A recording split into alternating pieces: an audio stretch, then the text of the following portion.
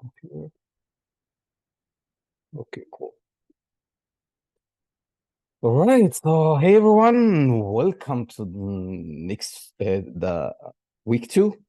As you know, last session we missed one session, so today we're gonna have 3 hours. We're gonna take the first hour for introduction to Unreal Engine, and we'll cover the interface and what is the important thing we're gonna take it in Unreal Engine. And the second 2 hours we will cover about the type of lighting to just understand what type of lighting, like point light, skylight, spotlight, and how you can use it, the purpose to use this light inside Unreal Engine or any other software. Before we start, we need to say welcome to our new student, Morse and Lugis. What's your name, sorry? Yeah. So my name is Yes. Lyubitsa. Lyubitsa. Luisia. Okay. Yeah, but because it's difficult, you can call me Bube. Buba. Okay. Yeah, Bube. it's better. Yes, I think Okay, cool. it's much easier for you guys to call me Bube because that's my nickname. Everybody calls me Bube, so you can call me Bube as well. Cool. Okay. So yeah, you can start. Just give us introduce about yourself. Yes. So hi guys, I'm Bube, not Lyubitsa. So I'm a lighting and rendering artist. I previously worked for the movie industry. So yeah, I'm familiar with that. But I haven't worked for games at all. So this is something new for me. I know Unreal, but I haven't like done any lighting inside of it, like or rendering something. So it's new for me that as well. So I hope that I will learn something new, some tricks Sure. to get better. Perfect. Welcome on board. Thank you. Glad to be here. Thank you very much. Okay, Mars. Okay, hello everyone. Sorry I signed up for this program 1 day late, and so I missed the first meeting. My name is Morse. I came from China. I have graduated 2 years ago, and I now am working as a technical artist in Tencent game company. The game I've been involved in is PUBG Mobile and Valorant Mobile. I know teacher Linko through his underwater blueprint. That was fantastic. From your YouTube channel, I know you have lots of knowledge and experiments in many fields. So when I know about the lighting course, I'm so excited because lighting can make a scene more beautiful, vivid, and enlivened. That was I want to learn and improve. Also, it's my first time to take course with foreigners. My English might not be so good, but I will try my best to understand and communicate because I have prepared for it. Don't worry, we are from different countries, so don't worry about your language. It's perfect. And what we're gonna study is something very simple. So very welcome. Welcome on board. Thank you. Okay, so now we have everybody. We are ready to start. Okay, let's see, share screen. Let's go. So just, you see my screen, right? Okay, perfect. Yes. Okay, so before we start, we're gonna take introduction about Unreal Engine and how we set up the software, how we open, what you have to consider about the Unreal Engine. I think most of you know Unreal Engine. Unreal Engine is a real-time engine. It's created to create a games, but now with a new development, the Epic, they decided to use it for everything, like in architecture, movies, different ways. So Unreal Engine now it's part of the job. If you are looking for the job to work in games or movie industry, I think Unreal Engine is required now to learn. Because as I said, the most of the offline rendering, it's gonna dead very soon. Unreal Engine, it's a very powerful tool. You just need graphic card and you can get anything like an offline rendering with high quality, with a short time. There is no rendering. So this is the idea from Unreal Engine. Unreal Engine has a bunch of tools that we can use it, like plugins and blueprint. In our course, we will cover a lot of blueprints that's gonna help you a lot in your lighting setup. So before you start, you can just download Epic. This Epic software, you can download it from Google. After you download it and create your account, normally you just need to go library, and from library you can add your engine. What I'm recommended to for Unreal Engine to use Unreal Engine 5.2 and above. So we have two versions now, 5.2 and 5.3. 5.3 has a lot of new feature. We'll try to cover this feature after, but not now because I just have 5.2. You can use any lower version, but from Unreal Engine 5, we have new technology. It's called Lemon system. It's fully global illumination. Real-time global illumination is not fake. We'll talk about this for sure. Okay, after you install it, you just need to press launch and then start your Unreal Engine. But before we start launch, you have Marketplace here, which is something very useful. You can use it. If you go to the Marketplace, oh, hello.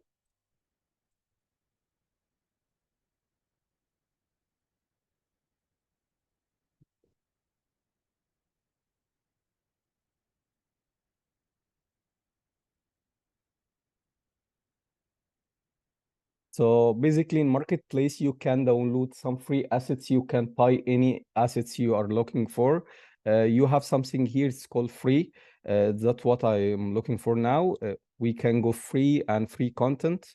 Every month they have free content, bunch of free content like environment, characters, or anything else you are looking for. You need props, scenes, anything. So for example, this policy, it's free. You can download it and create your own environment if you want, or you can practice on your light. Here too, there is a bunch of scenes for the cinematic. We'll download one of them and we'll practice on the cinematic portrait lighting. So you can just take a moment to try to see what's here, and it's very simple. Just press on anything you like it and add free, and after free you can create project and create your own project and download it.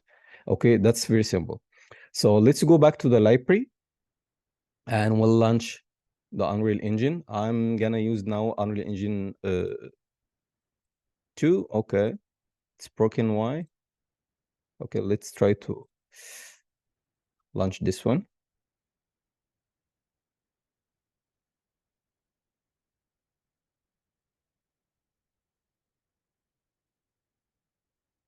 And for your previous project, you can find it here in library.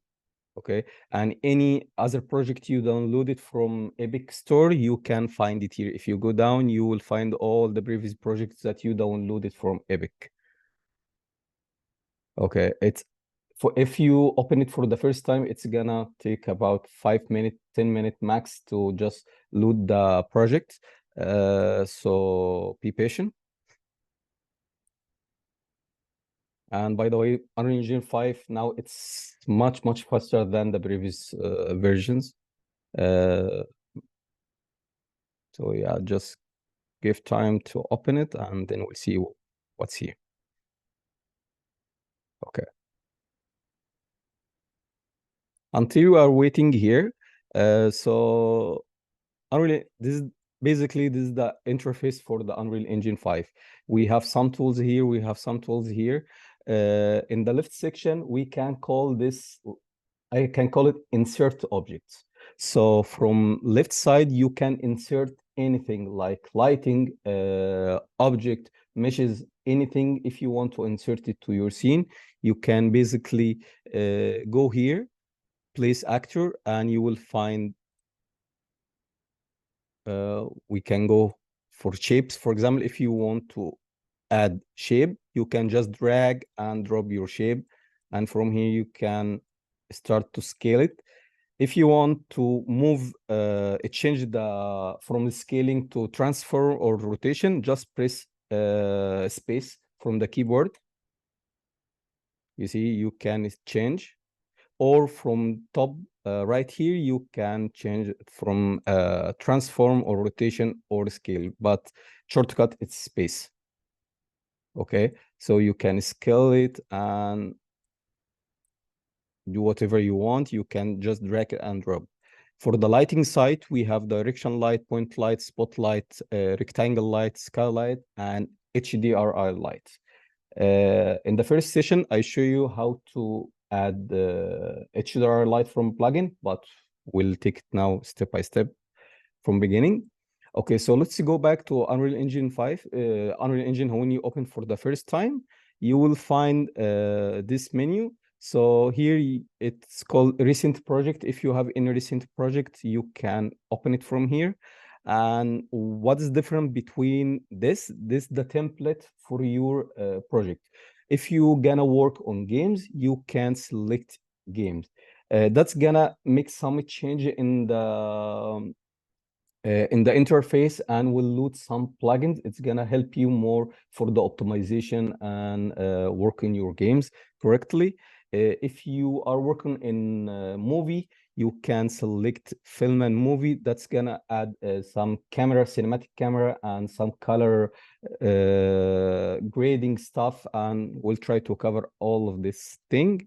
In movies, there is something very important here. It's called ray tracing. We'll talk about this ray tracing because ray tracing now, it's a new technology that's gonna give you I can say it's very the smaller details that you are looking for, you can get it like similar like from the offline rendering. So if you can imagine how the quality you can get from V-Ray or any other offline rendering, with the ray tracing, you can get much better than V-Ray now.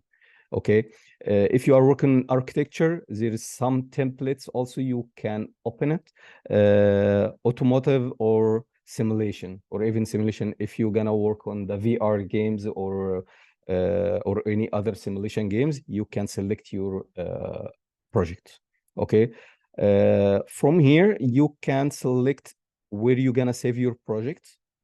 Something very important, Unreal Engine doesn't allow you to leave the space between the two words. So if I press space, you see the project names is not correct. So make sure your project just have one title or add something between. Don't leave any space. Okay.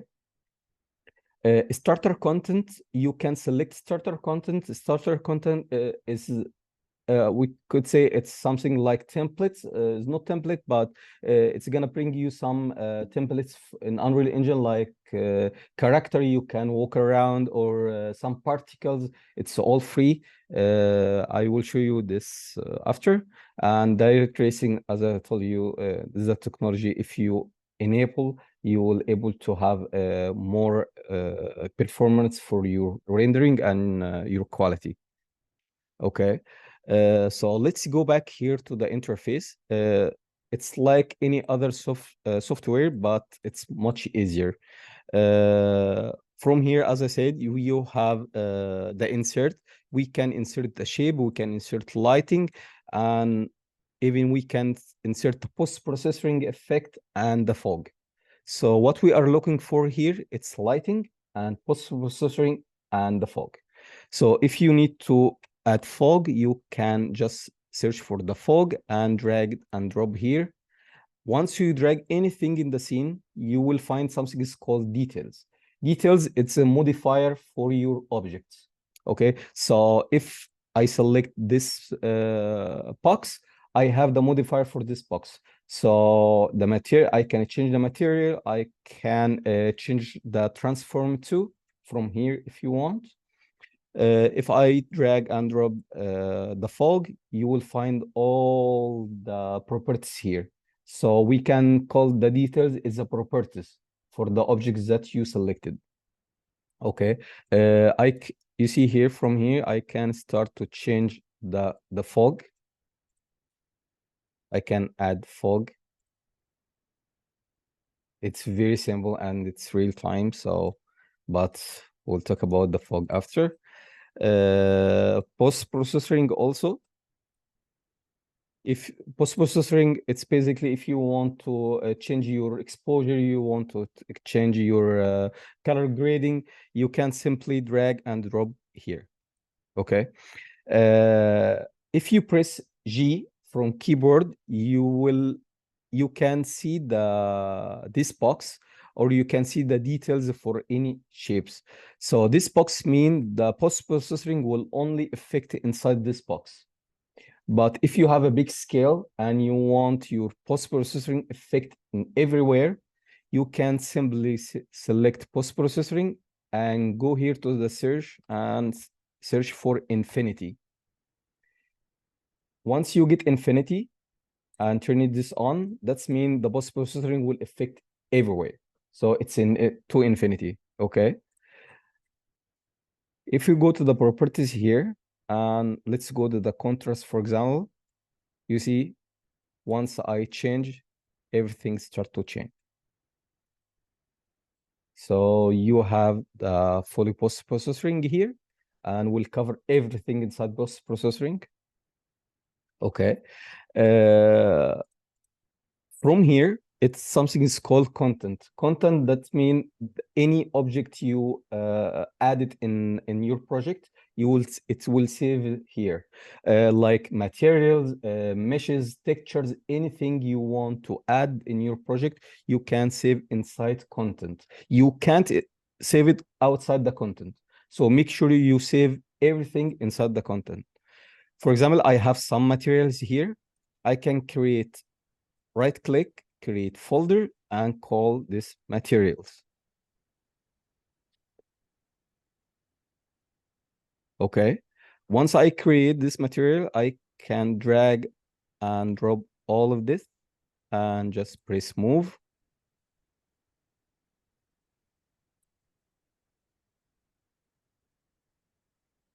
Right? Some of them doesn't move, but anyway, you can move them here. If you want to create material, you can just right click and create material. Okay, so let's go back to the content. Any maps, we have something called levels and projects. What is the different? Oh, Nimi, you have a question, right? Sorry, didn't see it. Okay. Yeah, no worries. Okay. I just wanted to ask about the post process. Yes. So why wouldn't it be infinity always? Is that like why would I want to, have that box? Is it like a performance issue? Yes. Basically the idea for post-processing here, you can merge between different post-processing. So you have, for example, interior area. Okay. So in this interior, I'm gonna put a specific post-processing, which is gonna have a specific color, a specific exposure. Yeah. And once I go outside, I can add another post-processing, which is gonna be different color, different exposure, different color grading. So that's the idea for the box. So okay? multiple post-processing volumes around you. Exactly. Gotcha. And also for the processor, for the performance in games. So in games, we are not allowed to add infinity for post-processing because we move from different levels, from the level 1 to level 2. So you need to have a specific post-processing. Size. Okay. Yeah. Yeah. And this is something very cool in Unreal Engine. Is not I never seen in any other software. No. Okay. So we're gonna back again. So from file, as I tell you, if you are looking for to create new maps, what is the new map? So now we have two things. The project, that's mean the main project that's gonna save everything, and the map gonna save any environment I'm gonna work on this project. So I am gonna work here. I'm gonna create a new maps and call this interior, and then I'm gonna create another map and call interior, and all of these maps is gonna save in only one project. Okay. So the different thing between Unreal Engine and other software, it's not enough to just press Control S. Okay, Control S, it's gonna save your project, but it will not save your content. Okay, so that's mean if you press Control S and close your the engine, and when you open it again, you will lose all the content that you added in your project. So to make sure you save everything, make sure you press Save All here. That's gonna save your projects and save your content and save everything inside the project. Okay. Once you save it, now you're ready to start work. Okay. If we drag and drop any light, for example, here, we have different thing. By the way, you can customize your layout. So I can drag and drop this here, or if you have two screens, you can put them in the other screens. You can do anything. You see, it's very simple. Just drag and drop.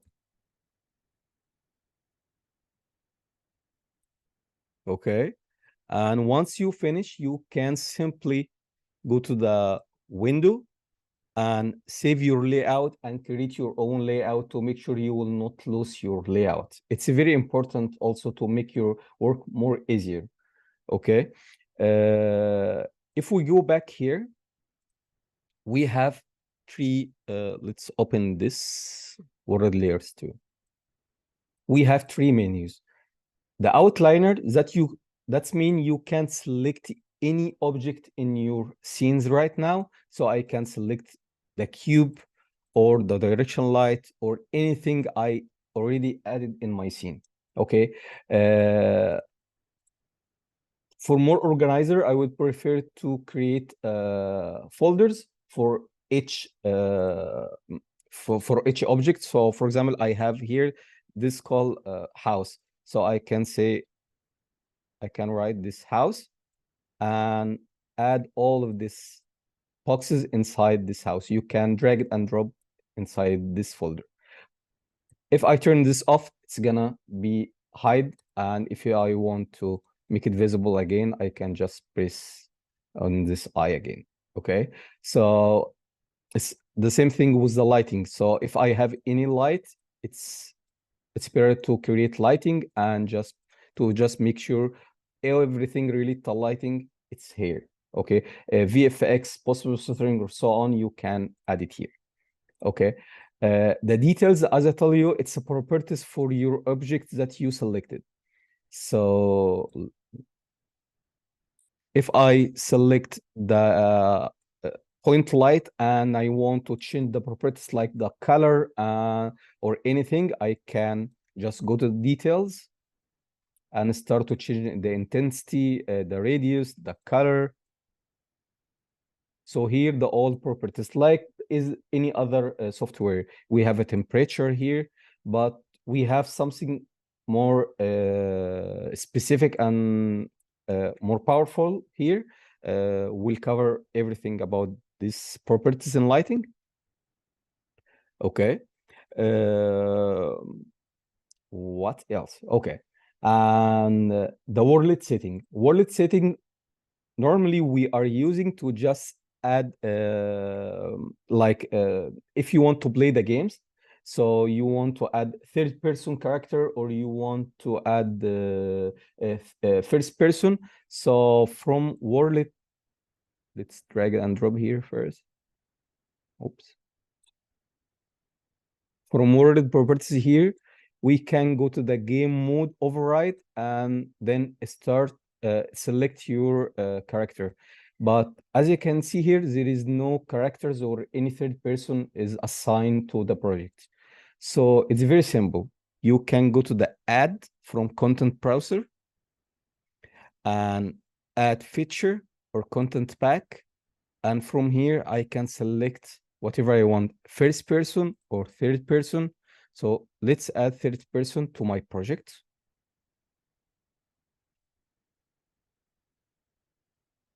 It's gonna take about 30 seconds to just load it. Okay, so now it's loaded. Once it's loaded, if I go back here, you will find now it's PP, it's called blueprint third person. Okay, so once I select this and play this one, you see it's imported the third person character, which is now I can walk around, jump. You can walk with W like any other game in your PC. You can use the WADS to just move and space to jump. So in this case, you can make a showcase for your environment and make sure everything is correctly. The proposed to add this character to make sure that your scale of your object is correct. This for environment artists. If you are an environment artist, you have to add this character first in your scene to just measure your what's called your assets, because it's very important to know this character. It's taller 180 meter, and then from here I can add my own environment. If you want to add the character, just character without play, you can go back to the content and third person, and from third person blueprint, and you will find this character. Just drag it and drop here, and from here I can start to create my walls, my environment, and from here that's called the measure size for my environment. It's very important for you to just make sure your vision and everything is correctly and have the same scale like in real life. Okay, but you can delete it and then you can just play here. Okay, so this basically if you want to play your scene and move around. Okay,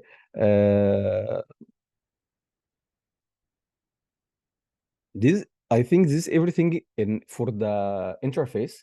We have something specific for to add some items for the lighting. I will close this right now. We have something very important. It's called project setting and plugins. Okay, the project setting, if we open it, there is a bunch of things here, but from here you can enable some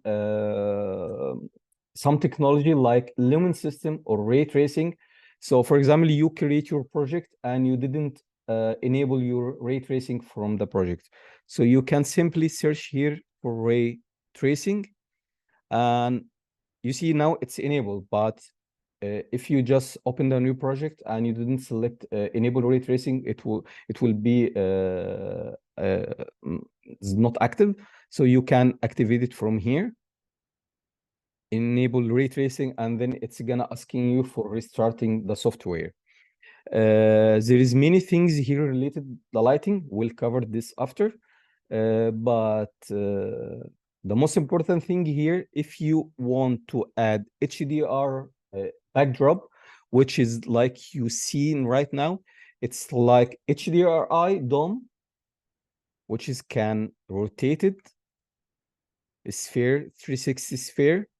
We can add it and replace in our scenes. Okay, so to make this enable, you can go to the setting plugin and search for HDRI, and then just enable this, and it's gonna ask you for restarting.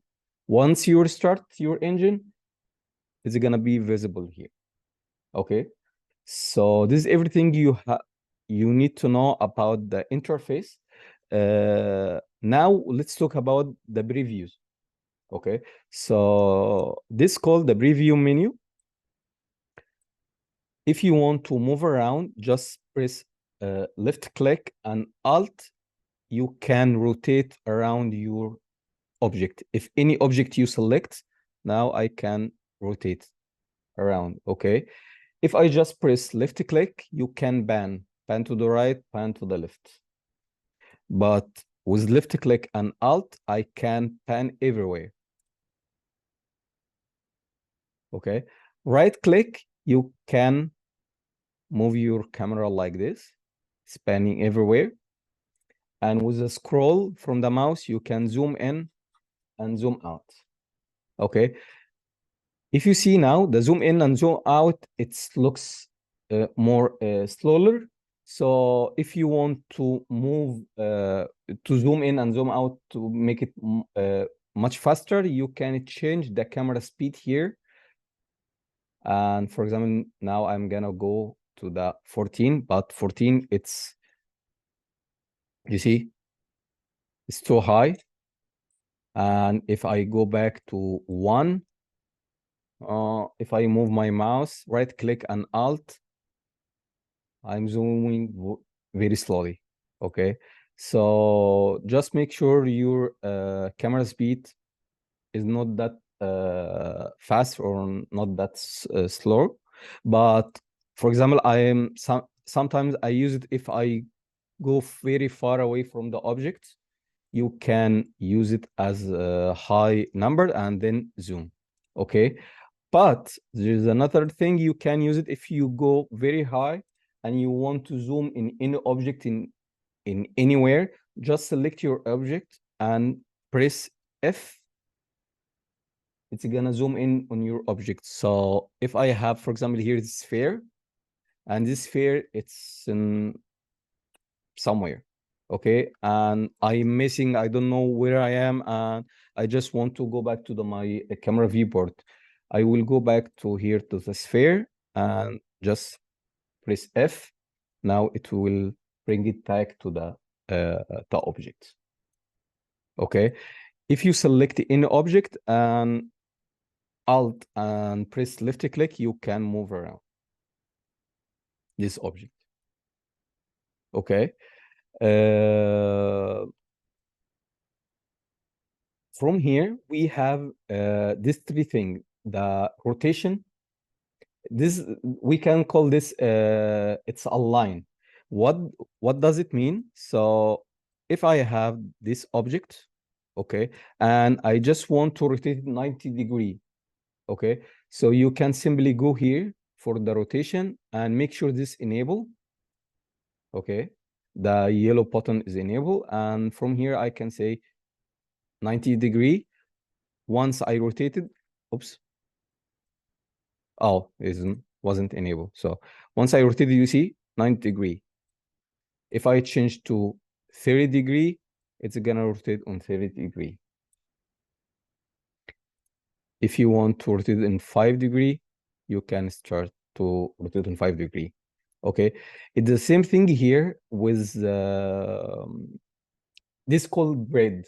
The grid, it's something is not visible, but let me. Okay, you see this is a grid. 10, it's mean each grid here has 10 boxes. Okay, 10 by 10. So if I do change this to 20 for 100, you see now it's 100. So you can change your scale, but we don't need to look at this because this is more for the environment. Okay, so let's go back to the 10. I just don't want to waste any time. Okay, the scale too, if you want to scale your object, you can. Now it's free transform scale, but if I add this, now I'm scaling by 0.25. Okay, what we need to learn here, it's 2 things. This one, it's very important. It's called grid, which is gonna be used too much in our scenes. I don't know if you ever know about this or not, but the grid, it's something to make your scene more your scene shot, it's more beauty, more correct. You can add your golden ratio from here. You can use it as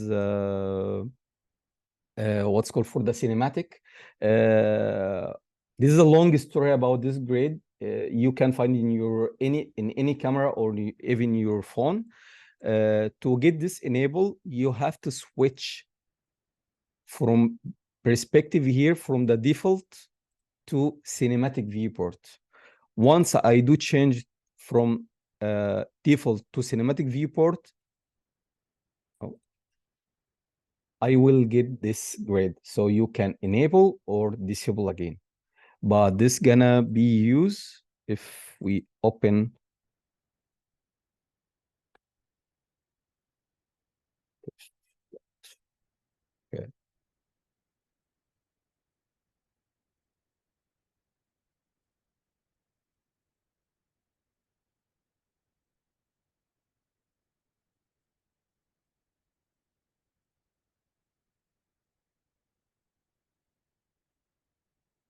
just take a moment.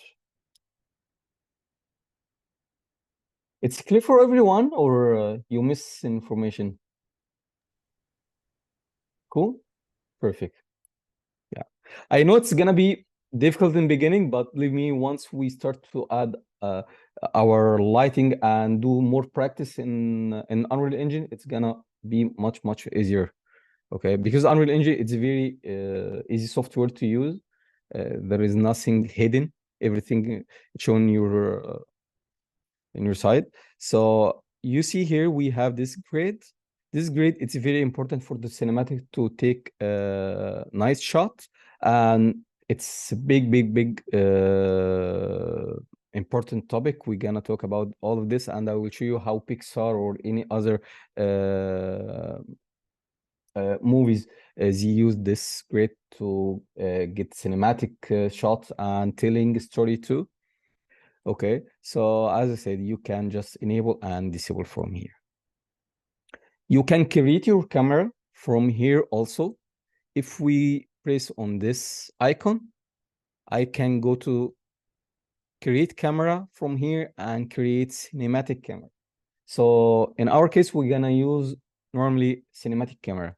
So if I need to create a camera, for example, here in this shot, just go there and create camera, cinematic camera. Now cinematic camera, it's in place, but is not enabled in our scene. So you can simply go to the perspective and change from perspective to cinematic camera actor. You can rename your camera to make sure that's your camera. Okay. Now I can move my camera anywhere. If you need to go back to the perspective viewport, you can just simply press on this one, stop pilot, and now I'm freedom to move around my scene. Okay, and if you are looking for here, you see this my camera objects. I can move it anywhere. Okay, like any other software, we have top left, and you know this it's called 3D 3 dimension. So you can switch from the final perspective to top, for example. Now I'm looking from the top, bottom, left, front, back, or go back to perspective. Okay. In our side, we need to make sure when we add the lighting, there is something very important here. It's called lighting details. So if you go to the lit, you can switch from lit to lit. So here you can just see the base color, okay, or you can see your wireframe, or now let's go to the lighting only and details lighting. I'm always use this before I finish my scene, because here the best way to practice your light, they said you have to practice your light on the gray environment. Okay, if your light get more looks nicer in the gray environment, that's mean it's gonna be much nicer in your final image. Okay, we'll see how we can use this techniques to add the lighting, but basically you can switch to lighting details and start to add your lighting, and once you finish, you can go back to the lit to see your final image. Let's turn off these mistakes. Okay, lighting only now, it's gonna just give us only lighting. But what is different between lighting details and lighting only? Lighting details, it's add the reflection too. Okay, so anything related to the reflection you see here, we can see the reflection.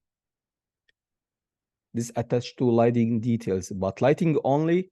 So now we only working on lighting. And to be honest, some companies, they ask you to make the tests for the interview on gray environment. They give you a very simple environment, and they ask you to add the lighting in the environment has no textures. Okay, so these techniques, as I said, it's very important in lighting side. But anyway, you can just switch between the lit and details lighting and lighting only for now. Okay, that's all you need. There is nothing important here in show, but this is the most important thing we have to know about. Field of view that we can control from the camera, but we'll keep this after. Is that clear for everyone? Cool.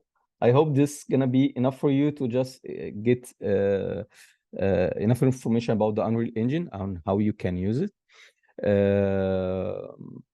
Okay, so now I have my scene open.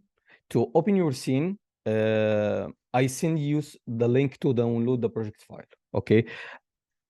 Normally, any maps you are looking for, it's gonna locate it inside folder. It's called map. So whatever your project you downloaded from Epic, once you open it, it will never open the final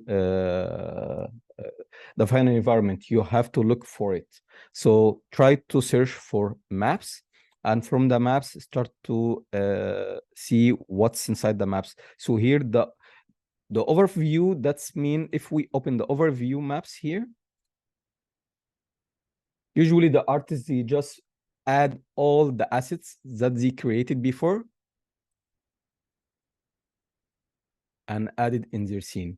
You see, so now you will have the overview for the assets. So now you will know where is the asset and what I'm gonna need to use it. So just in case if you are environment artist or have an inexperienced environment and you want to add to create your own environment, you can use these assets. Okay. So let's go back here. There is something is very important here. It's called game setting exposure. One of the big mistakes that any lighter that you can do in the scene, if you work on the auto exposure. So this is the first rule: never add your light in auto exposure, because auto exposure, it's gonna be too messy. It's gonna change your mood. So make sure you use manual exposure, and this manual exposure related to the camera, related to the scene, related to the light. So how to do this? Normally, when you open the project, you will find the game exposure, it's enabled. But if I turn this off, now I have a manual exposure. Okay, and make sure this setting, this number, it's 0. Okay, if I add 1, that's mean the exposure value, it's more darker. If you go by minus, now we have more exposure. Okay, in the camera session, we will talk about the exposure and how you can control of your exposure. But for now, never use auto exposure, just use manual exposure. Okay, if you need to keep this turned on, you have to go back to your post-processing, okay, and search for the exposure and make sure you change from auto exposure to manual exposure. Okay, and if you go from auto exposure to manual exposure, normally this value, it's gonna be 0, but it's not like here. Okay, so you need to, the default value in post-processing, I think it's about 9, yes, 9 or 10. Okay, this is the default value in post-processing. Okay, so between 8 to 10, this is the default value, like here. If you turn this off, this value will not be exist anymore. Okay, so to just make the exposure from post-processing working, make sure you enable this. But for right now, as I said, we're not looking forward to use the auto exposure, so let's turn this off. Okay. So this is basically everything here. The first session, I show you how to get levels active. Okay, so we'll cover this again. What does the level mean? As I told you, Unreal Engine, it's allow you to create something very, very specific. If you are working in games or even in movie industry, you are working with a team. So the team for the environment, they have a specific level. This only for the environment. So that's mean the lighting artist cannot open this level and do any edit on this level. So you are not allowed to do this, but you allowed to edit on anything in your scene if you open the level for the lighting. So if you are if you are a lighting artist and you're gonna manage the project, so to be professional, you have to create your own levels. Okay, so let's go here. I'm gonna remove this. Okay, so the present level, that's mean everything here, it's for present. So that's mean everything here, it will be visible for any sub levels. Okay, so we have main levels and sub levels. So now there is no light. Okay, we can even take this one and just put it here. You see now we have no light in the scene. So I need to create my own light and to make sure I save my light in a specific place without distracting any other artists. So what I'm gonna do, I will go to the content folder and create my own folder, and let's call this levels. Okay, let's call it levels and open levels, and here I'm gonna create another folder and let's call it lighting.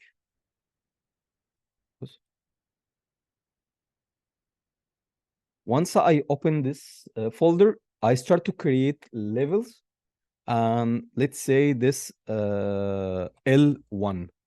Okay, and we'll talk about what is L1, L2, L3, because if you gonna work in games, you have to learn this. Basically, in the game industry, we have 3 levels to add your lights. L1, that's mean you add very basic light, like in light props that the environment artists they created. You just add your light there without GI, without any dynamic lights. Just drag and drop your light props in L1. Once we finish L1, we're gonna move forward to L2. L2, that's mean you will add more specific light, like the GI light or dynamic light. Okay, then we're gonna have the final final step. It's like L3. L3, that's mean you need to make sure everything is correct. You're gonna optimize your light. You will make sure your light is correctly in place. You tested your light. So these 3 steps, usually any game companies use it in any games to just make sure you use the professional way in lighting side. And this question, most of the game companies asking for in the interview. So he said, what is the processing to add your light in the games? So just make sure you understand this, and we're gonna cover everything like this after. But here I'm gonna say this my lights. I will not call it L1. Okay. So I create the levels and simply just drag and drop this here. Okay, so once I drag and drop, double click and right click, and then make Karim. Make Karim, that's mean now I am on this level. Okay, anything I'm gonna add it now, it's gonna just attach to this level. So that's mean if I turn this off, anything I added, it's gonna be it will not be visible anymore. Okay, so let's try this. Okay, this active. Now I will add HDR light, for example. Okay, let's drag it down and scale it more. So now we have this, okay? And for sure you can create your folder and say lights. Okay, so we'll save it, and then if we turn this off, you see the light, it disappeared. Now, if any other lighter has a specific light, so for example, now I am another lighter and I create my own light. So if I turn this on, I have this mode. So that's mean you can create different light setting with different levels. Okay, that's gonna make more easier for you to just make sure, okay, I have the night shot here, and the second level have a daylight shot. I create zombie lighting, for example, like Abou did. It was very nice. I like it. So from here, as I said, from levels, you can simply just create your own lights and just turn this off and turn your level on and start to add your light. So now I will go back. Where?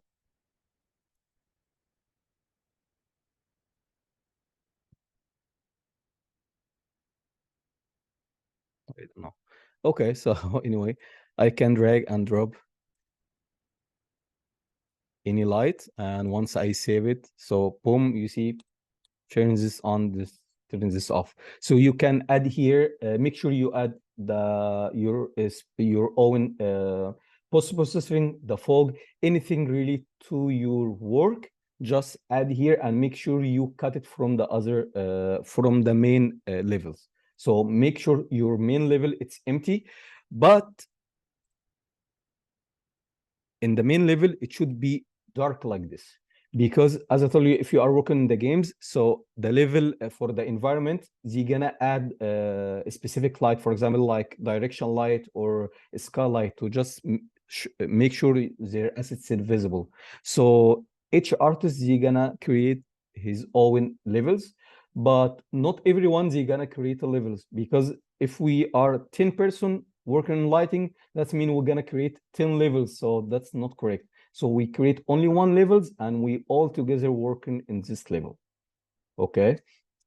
But some, if we have a big game, so you have specific places.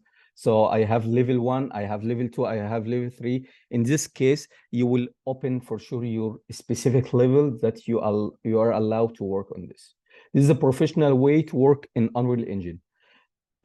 For example, at Ubisoft, we use different way, we use different software, but the idea, you take 2 weeks as training. It's called base camp, so they will teach you everything about the pipeline and how you use this software, but the basics, it's the same. So if you learn the basics, you will be able to work in any other software. It's similar, 100% similar. Okay, so yeah, this is for the level. So that's everything for the Unreal Engine. That's all you need to learn. There is many stuff we're gonna learn it, like blueprint and materials. We'll cover the materials and blueprint for the lighting. Today, I think we're gonna talk about the blueprint. It's something very, very, very cool. I'm sure you will like it. So for the plan for the next 2 hours, we'll take a break now for 15 minutes. Let's take a break for 15 minutes, drink coffee or just take some rest, and we'll back after 15 minutes. Yes, Bobo? Okay, can I ask one question before Sure, we go? sure. Yeah. Can you go back to the scene? Yeah. And go to the persistent level, I think, yes. So where everything is dark? Yes. Oh, in the main level, the persistent, yes. So if we delete here the composition, how was it called, volume? The post-processing? Yes, can you delete it? Yes, sure. Post. let's delete it from here. Yeah. I don't know why, but in the scene that I had, Yeah. like it was lighten up. Like when I didn't have the this happened. Yes, because the auto exposure try to bring the light. Okay, but if you turn this off, it's gonna okay. So follow yeah. normal. So Okay. that is what you were trying to explain. Yes. Yeah, because you know, I spent like maybe 3 hours trying to find out why is this happening, like why is it in the dark. And after that, I didn't know about this option that you have here, game settings. Yeah, but lit and game setting. Yeah, okay. It's a good point. It's a good point. Thanks for letting us know. Thank you. No problem. Okay, how much? 15 minutes, you said? Yeah, 15 minutes. But I just want to show you our plan for the session. We're gonna talk about the type of lighting. As I mentioned, the different type of lighting like directional light, skylight, and spotlight. I add some description for each one, and we'll try to cover everything related to the lights. Also, we're gonna talk about compare the light between the movie and the games. This is something very important also to know. We will talk about the global illumination and the light cookies, something very, very cool. I don't know if you know about this before or not, but it's gonna change your scene and your light 100%. Okay. So we'll talk about all of this in the other 2 hours. So let's take a break. And if you have any question before you go to the break, yes, just please. let me know. Just one. Yeah, go. I had the same issue that she had.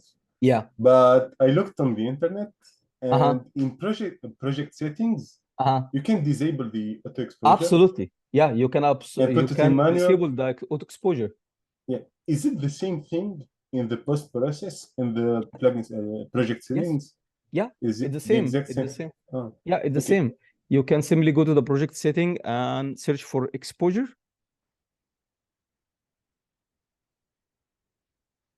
And you can just turn off the auto exposure. So, but I don't prefer to do this. So keep the auto exposure on, and from post processing or from the lit, you can turn this on or turn this off. Okay, awesome.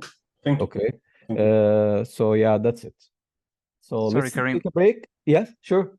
Yeah, that one, sorry, that thing you said, just in case you do not turn, like work it from the post-process volume, right? In case like you manage it from, okay. So in case like, for instance, Buba had that issue, but like she could also turn it like into the post-process instead of turning it off, right? Yeah, so if you remember what I mentioned before, we talked about the auto exposure. Auto exposure, sometimes it's make a problem for the lighting side. So it gives you unknown lighting and you don't really know from where this light come from. That's the same issue that Puba facing. So if you don't want to get this issue, you can simply just go to the project setting and just turn this off. Yeah. Auto exposure. And there is one more thing, it's lens flare. So some people, when they add the light, for example, here, okay. And let's bring this more value. Okay, so let's go back to the levels. Because I delete this. Okay.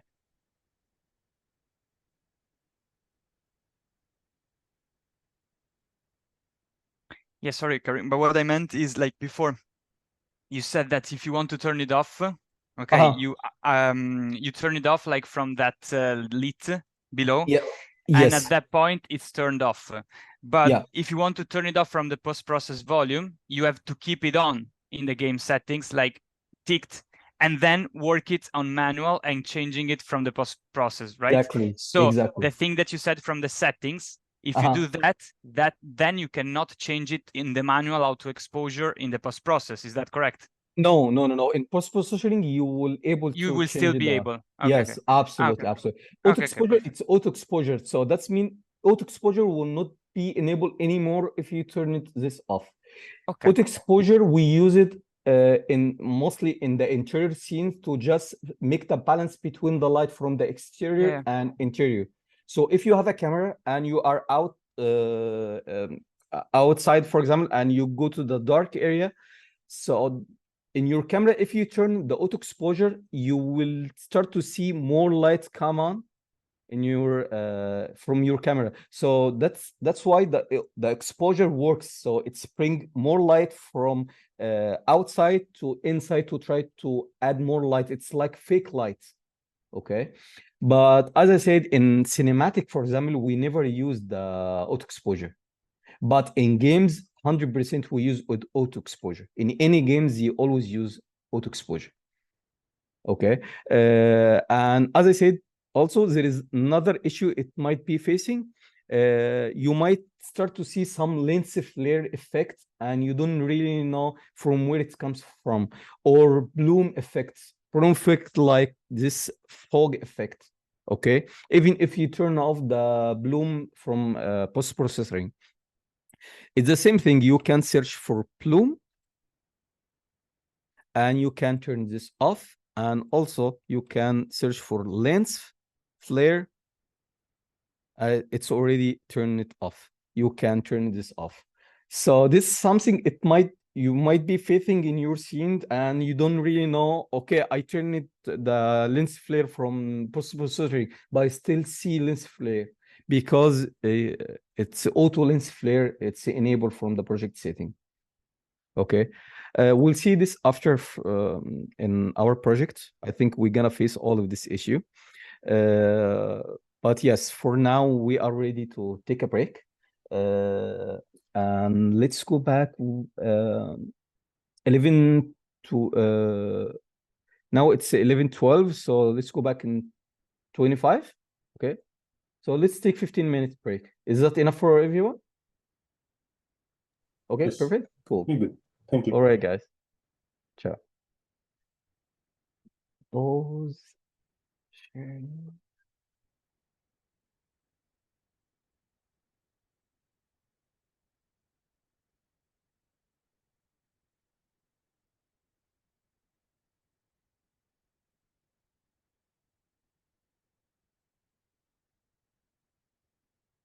Can pause the recording. Do you know? Oh, realism. Yes. Okay. Yeah, you see here, I create my my blueprint, which is attached some particles, some fog. Also, we're gonna talk about the local fog, because local fog is very important for the game performance. And if you don't know this, but in our workshop, we will talk about the games and movies, and also we will talk about different stylized, like if you are looking for to create the light for stylized mood, or cinematic, or realism. So all of this type, we will cover everything about this, because each mood has specific light, has specific information you have to learn, especially the stylized.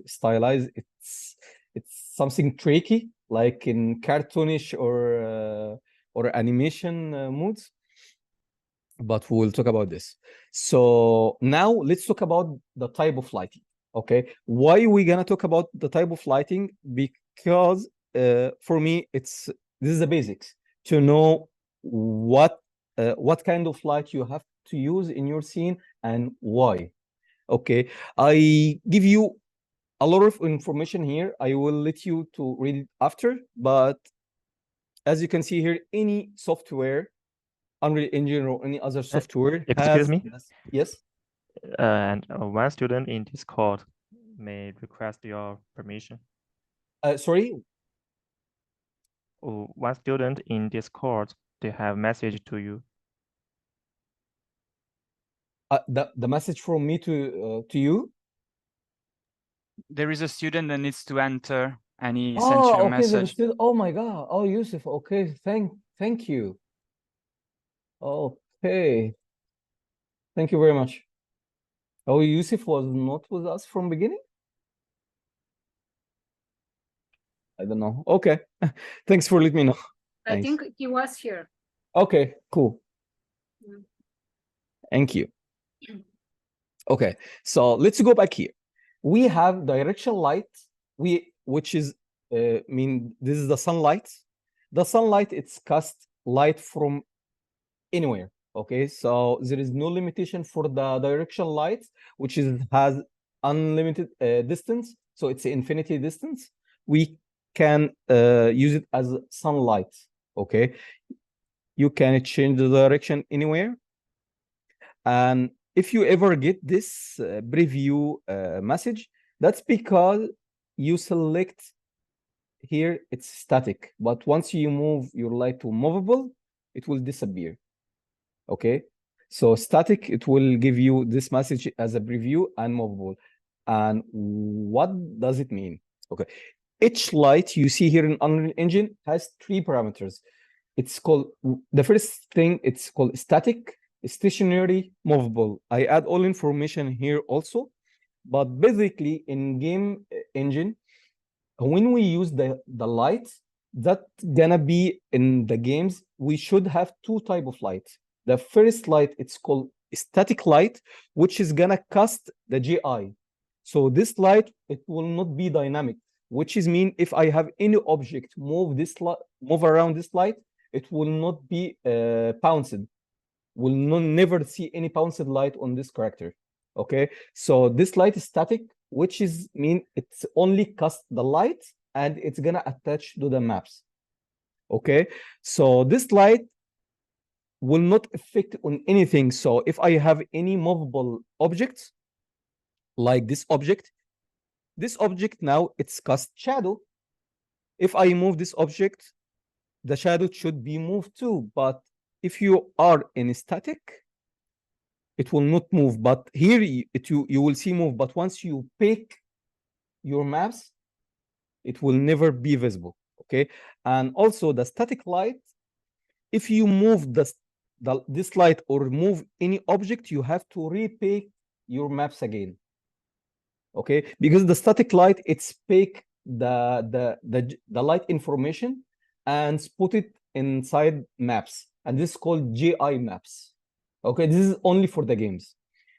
Stationary, it's something between the static and dynamic. So it's gonna pick the light, but also will give you a shadow movable if you move the object. So that's mean I can add this light if we have a character move around, or if we have any object move around this light. I need to see the light and I see the shadow itself movable. It's only in games, but stationary will cost more in performance. Okay, so which is we will not use it too much in the scene. So in games, we really focus to add static light and just dynamic light with a small radius. Static light, you can add big radius because it's gonna pick the GI. So you need your GI to be more visible in your scene. But the movable, you need to have small radius. Why small radius? To save the performance. And I will tell you now why. Okay, so static light, as I said, static light, that's mean the light, it's in place, will never move, will never have any dynamics like flickering or anything. This just static light. Okay, stationary, if you have the object near this light and this object is gonna move and you need to see the shadow, it's movable or around the light. Movable, that's mean it's completely dynamic, which is will not picked. If you do picking, it will never picked. And this movable, you can read, for sure you can use it in movie industry. If you have cinematic shots or anything related to the cinematic, which is you gonna render your movie, you can use movable as much as you can. But if you add, for example, 100 of this light, your scene is gonna be heavy, okay? Because it's load the performance real time, okay? In games, we use the movable but with a small radius. Why we use with a small radius? So let's say I have lantern in here, okay? And my characters should go around this lanterns, and it should be interact with this with the character, with the light, because when the character come closer to the light, it should be has some light reflected to the character. Okay, so in games we create dynamic light but with small radius, which is mean when the character come closer, it will be effect. But if you go far away from the object, it will not be effect. The idea for the movable in the games, you can't add more than 4 light overlapping in the same area. Okay, what does it mean? If I copy this light, let's copy 4 of them, okay? And if we go here, the lit, yes, optimization, you see the optimization, view mode, and let's go to the light complex. Anything in green area, which is, say, you are in the safe zone, your performance is good, there is nothing gonna be messy in your scene, this safe zone, it's okay, your light, it's good, there is nothing will be effect on your performance, and that's okay. But the orange, it said, is you start to have the light overlap, which is gonna cost more information, and it's gonna take from the performance. It's gonna take more optimization and more what's called more memories. Okay, it's gonna use more memories from the graphic cards. The red zone, it's called no, you are in the wrong area now, so you can't use in the games. If you have this red, which is gonna say now your game is gonna be heavy, you will lose performance, especially if you are working in the big environment. But for example, at Ubisoft, we can add 4 light overlapping, that's max, but we can go more than 4 lights. So which is, I can add 4 light around in the same place, and we can have overlapping, even if it's all red, I can add 4 lights. But in other games, you can add this. So this techniques is gonna ask you, the art director or the tech art, he gonna tell you we can add 2 light overlapping or 3 light overlapping. So the first question you have to ask your art director or the tech art, how many lights overlapping we can use in this area. So this question is very important to you if you are working in the games. Okay, so but static, you can add millions of static lights in the same place, that's fine, because it's gonna all picked in the end. But with movable lights, you have to be care of this overlapping. Okay, so to see your light overlapping, just go to lit and optimization, and here light complex. Okay, even if you have stationary, you see now we don't have any stationary light, but if we turn this to stationary,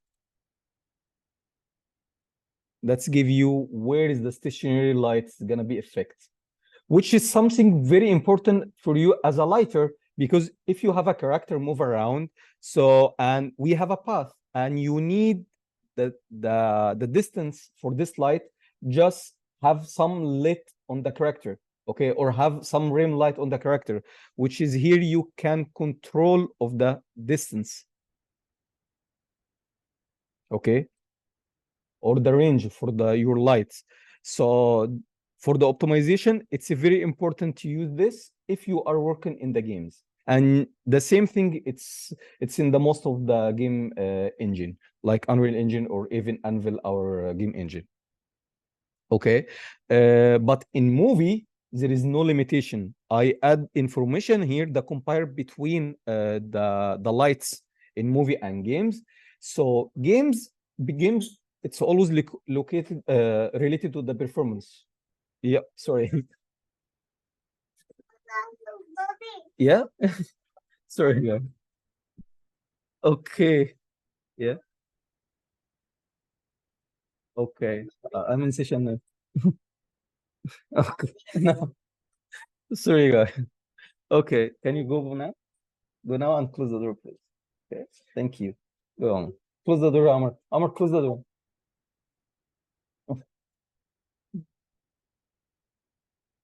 Sorry, guys.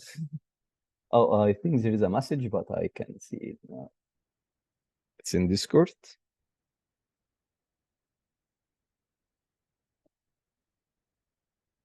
Okay, let's go back. Sorry for this. As you work in Puba in movie, so there is no limitation. You can add millions of light. That's fine. You can whatever of any type lights you want to add it in movie because there is no limitation because it's all gonna be rendering. So that's fine. Okay, but what we are considering now, if you are working in games, you have to be considerate about the light overlapping. Okay, it's the same thing. It's happened in spotlight and rectangle light. Okay, it's the same setting you will see here. But the difference between the point light and spotlight in games, you can't add shadow in spotlight. You will never add any shadow in point light in games because the shadow, it's gonna cast shadow in 360, which is gonna cost more in the performance. So you only able to add the shadow from the spotlight. Okay, but now I have point light and I need to add a shadow. In this case, what I should do? So in this case, we use something called light cookies. Light cookies, it's textures that's gonna fake your shadow. Okay, and this shadow, it's gonna be fake too. So which is gonna save the performance. So we don't have shadow, but we have fake shadow. In any game engine, we always use cookies. If you are using point lights, because now I have lantern, I have candles, or any other light, I put already point light inside. So this light should be cast shadow, but that's why I always use light cookies, and we'll see how to add this texture. The light cookies also you can use to fake anything. Like I need to fake the window. I have light comes from the window. I need to fake this window. If you are looking for the presentation here, you see the presentation, right? Okay, you see here, this light not comes from the window. It just comes from the light cookies. I open the Photoshop and I create some columns that's gonna fake the window and then attach it to the lights. It's gonna give me this this effect. If you have characters and you need to have this specific shadow, you can use also the light cookies. Okay, the light cookies has many things to use it. I will show you how to use this and how to create the textures. Sometimes I use to fake the ghosts. I have a light and I need to make this light has ghost shadow. But when the camera turn it back, I can't see anything. So in this case, I can use this light cookies to add textures as fake characters as a black. So that's called ghost shadow.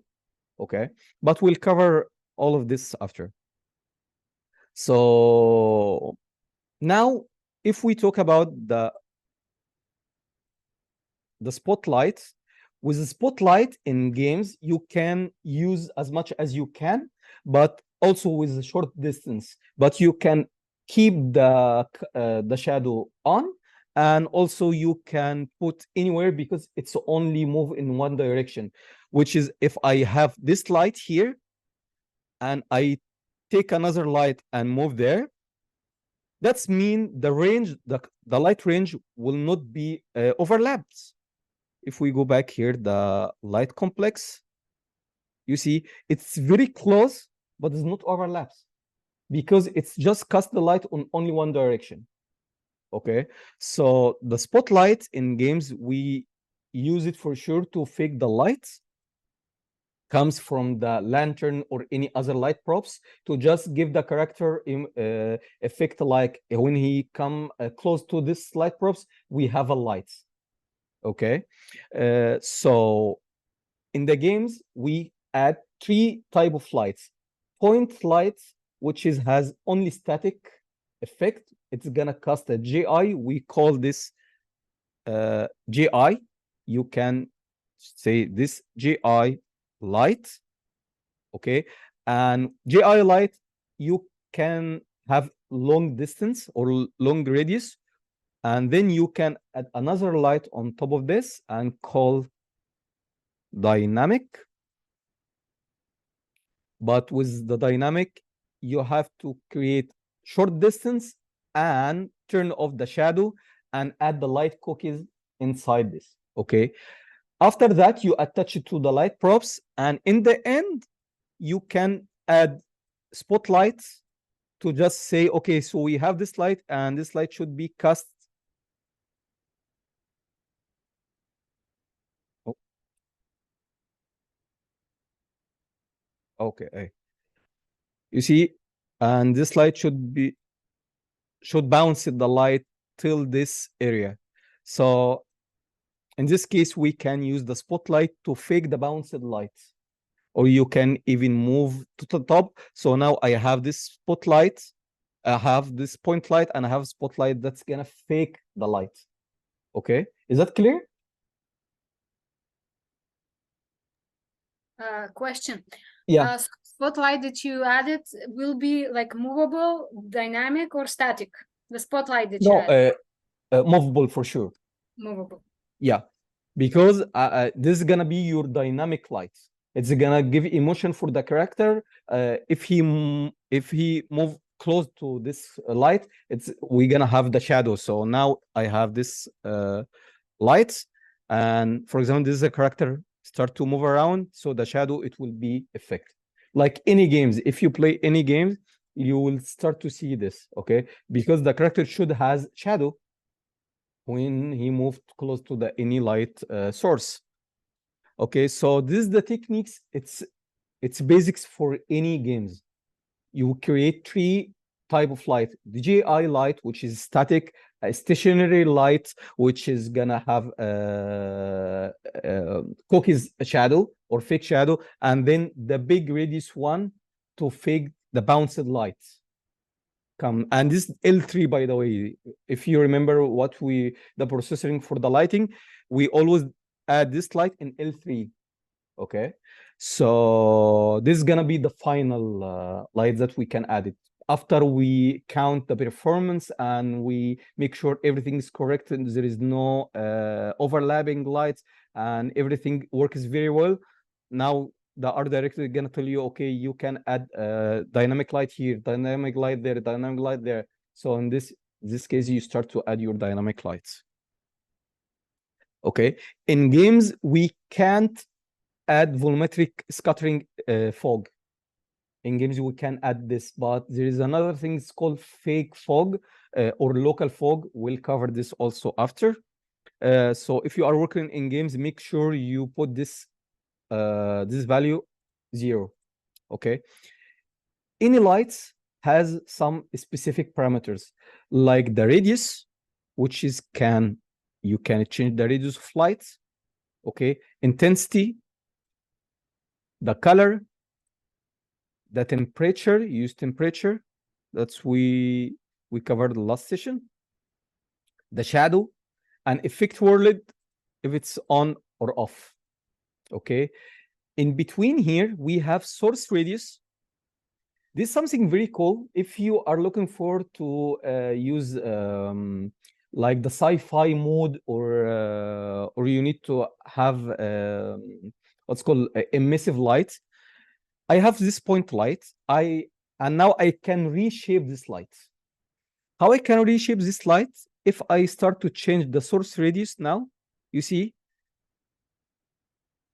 it start to change. But now if I change this and rotate it 90 degrees, for example. Let's rotate it 90 degrees.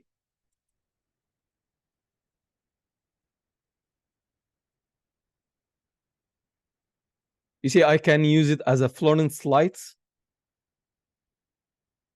Boom. Is not sphere anymore. So now you can use as a different light source. So that's called reshape your light. Okay. And there is another way to reshape your light by using something called IES texture. Do you know what is the IES texture? Okay. But if you don't know, IES texture lights. IES texture, it's something to reshape the light. So now I have point light, it's a sphere, but I need to reshape this light. I need this light cast something like this, for example. Okay. If I use this texture, it will give me this effect. Like what I have here, I have this light.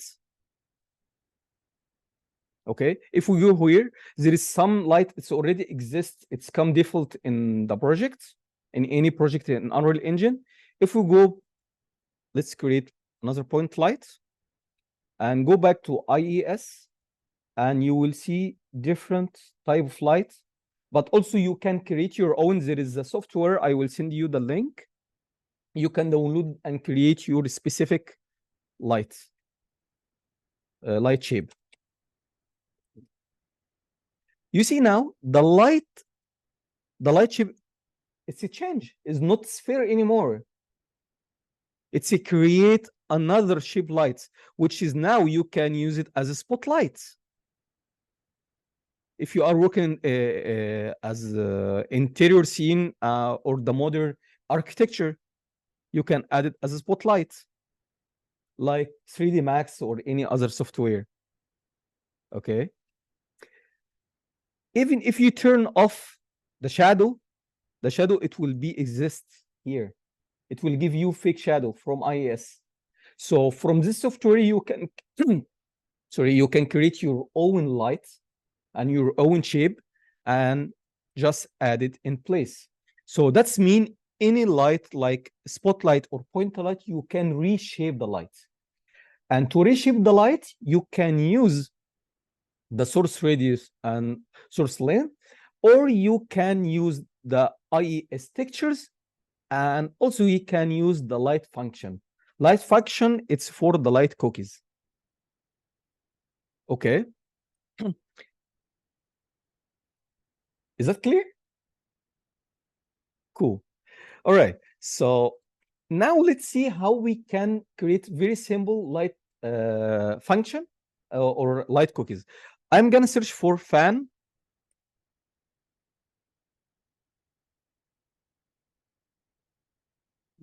I'm gonna open the Photoshop, or we can even create by ourselves.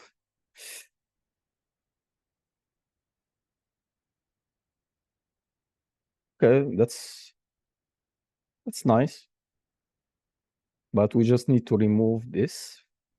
Okay, the idea for light props, you have to create black and white textures. The black, it's gonna be the shadow, and the white, it's gonna be the light.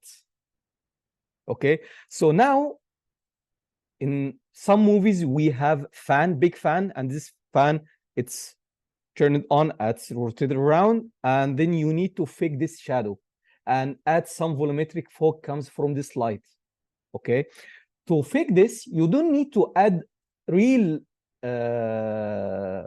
mesh from the fan. No, you can use the light function. By using this, we can copy and add it in Photoshop.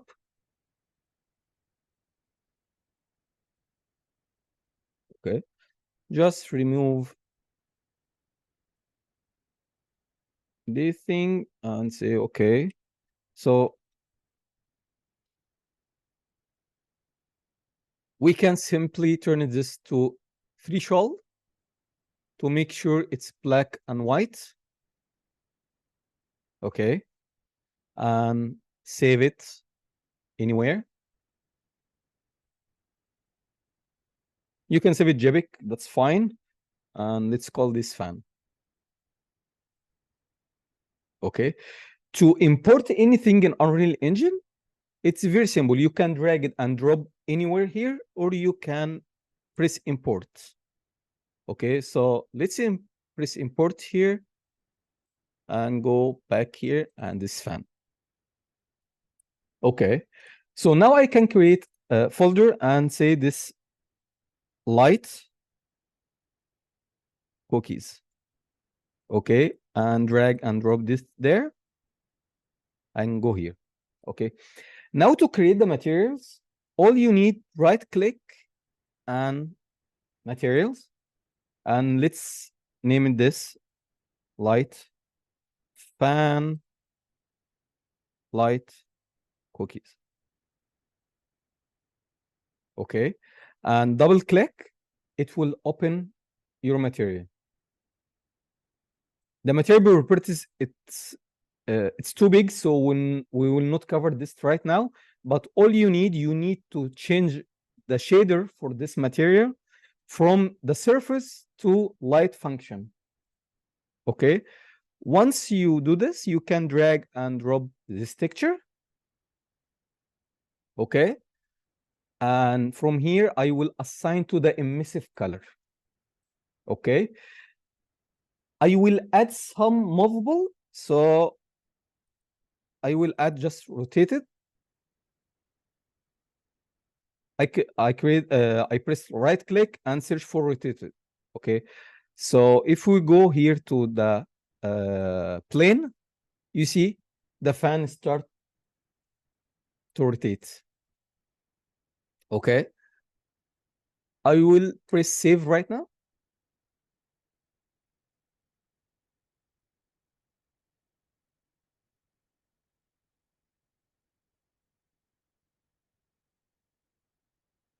Okay, and now let's create spotlights. I have this spotlight, and we'll drag and drop here. We go down to light function and just add it. Okay, let's change the radius of this light and make it movable. You see, we have this shadow. This shadow is too sharp, so you can simply add blur to just fake your shadow softness. And just drag it and drop here.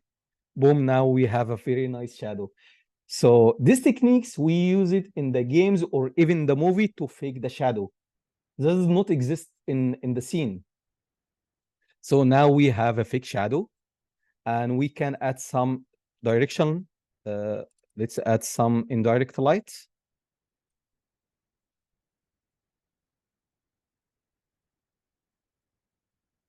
You see, in this case, you can turn off the shadow. You don't need the shadow anymore.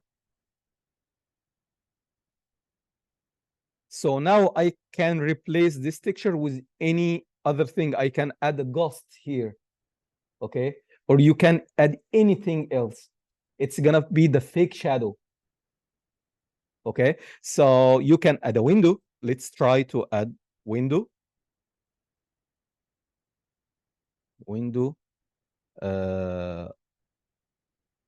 alpha texture. Oh, alpha texture.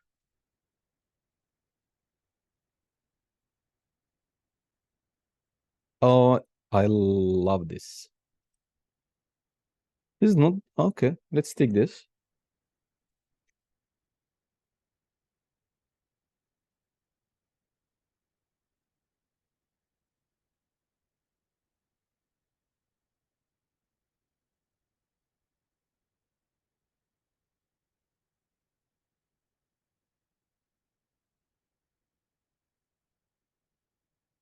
Okay, so but now we need to invert this light because the black, as I said, it's gonna be the shadow, but I need the edges to be the shadow. So if I just press Control I, so now we have a window. So let's name this window.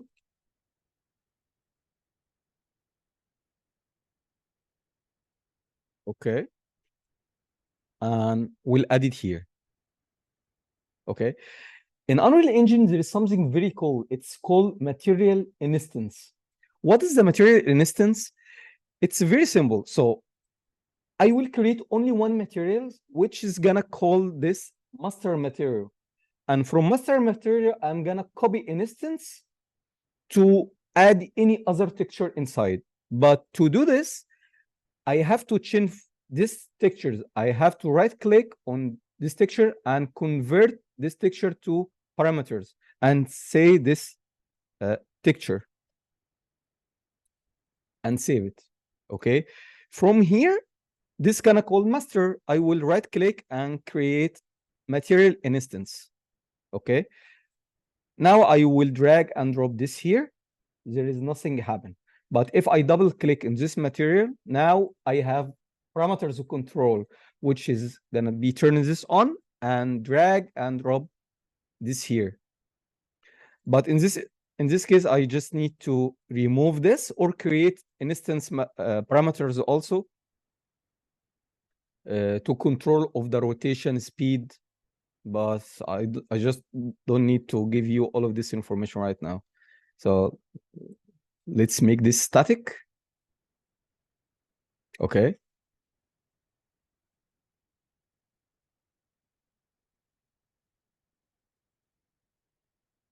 You see, now we have a window, but from here you can change of the texture scaling. You can scale your texture. So there is no window, but I fake the shadow from only one textures.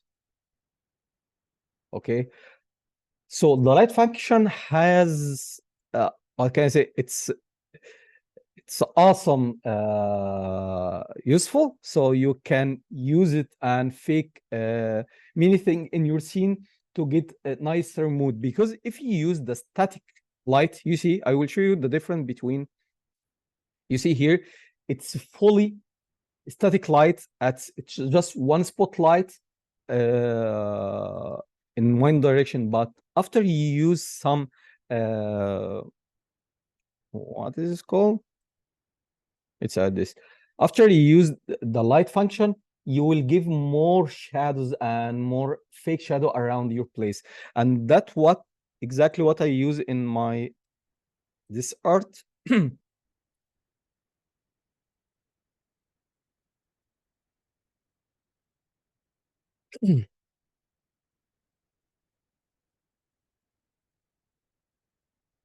Let's open this one.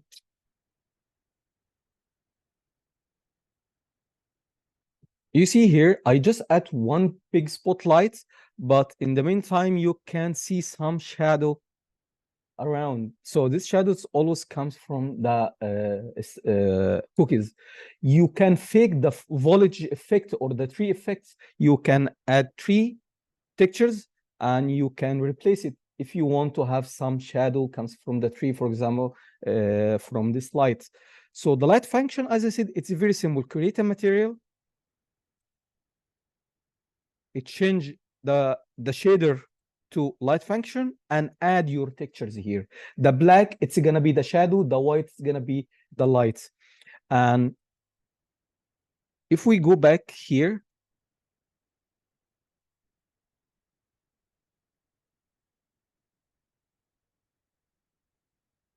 I just need to back to the animation.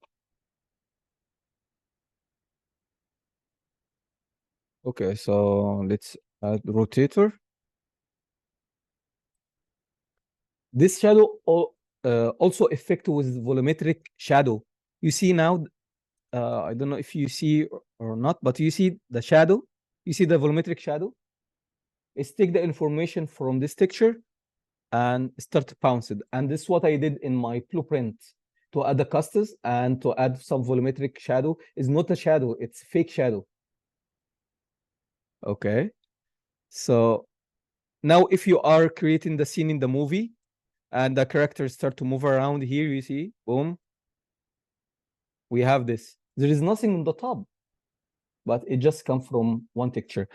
And to know this will, it doesn't cost any performance from from your games. So you can use 100 or a million of this texture, and that's fine, because this is gonna be, in the end, it's texture, is not a shadow. Shadow, it's cost performance from your graphic card, but this kind of light function, it's okay. You can use it in the games.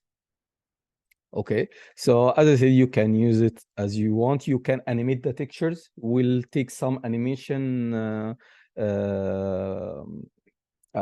some basic animation in the material. We'll talk about this after. But yeah, simply, as I say, in any lights, you have these three things: the light function, the IES, and what else? Yeah, the light function and IES, or you can even reshape your light from here. So that's called reshape my lights to get the mood. This is what I did here. If we turn this on, and I just want to select the big, yeah, yes. You see here, the light has some shadow, but you don't know from where this shadow comes from. I even turn the shadow off, but it's come from the light function. So this is something you can bring more art and more attention to your light, to have some fake shadow around.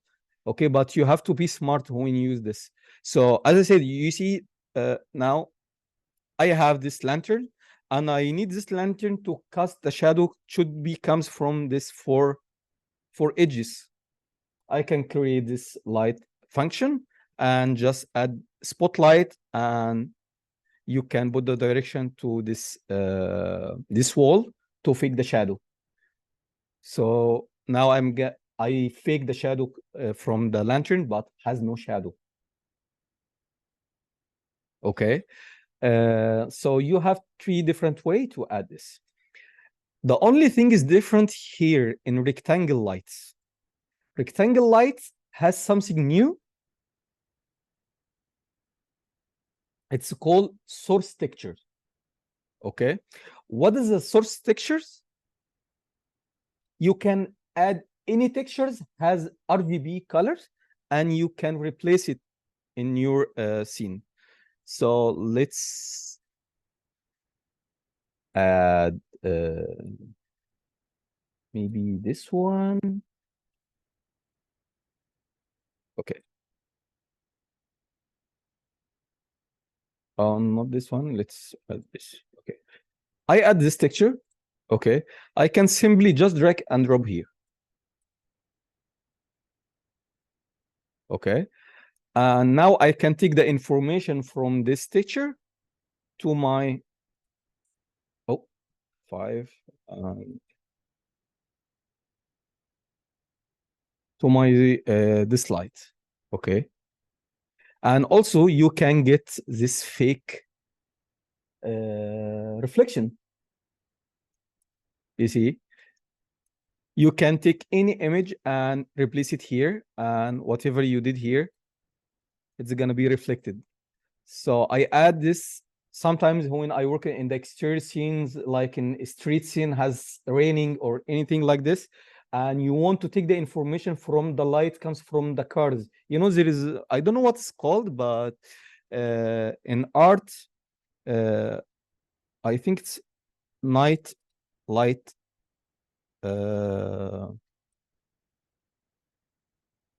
It's not night light cars. Yes, that one.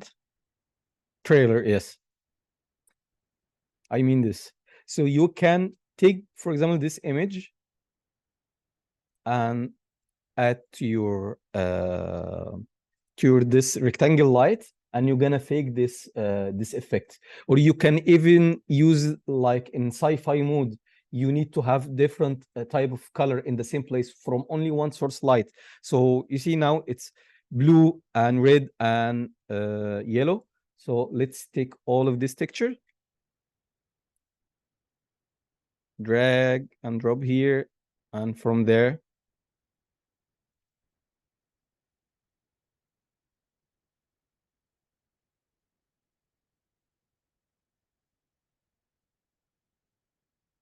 you see we get the all information. If this light has red and blue and orange, you will get red and blue and orange. Or you can even create it on your Photoshop. You can add here red color, and this area blue color, and this area orange color, and in the end you will get 3 type of light of color from only one source. This is another trick to fake the light.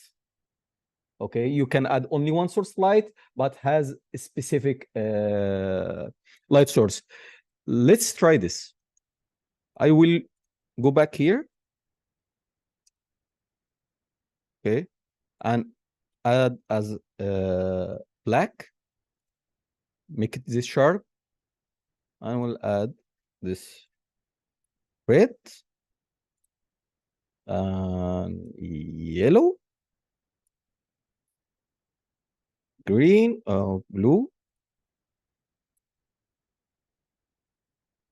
and green.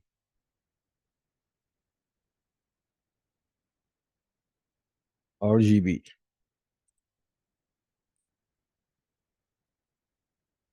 We'll drag and drop here and just put there. Boom. You see how it works? Did you know about this before? Okay. We use this in our industry, but I haven't used it here in Unreal. So it's good to Okay, know that's great. how this works here, because I didn't know this. Because I wanted to add this in my scene, but I didn't know how it works. So now I know. Okay, cool. But the problem is here, if you add volumetric fog, it will only cast the white fog effect. It will never cast the light comes from the texture, because it's only reflected the light and the reflection.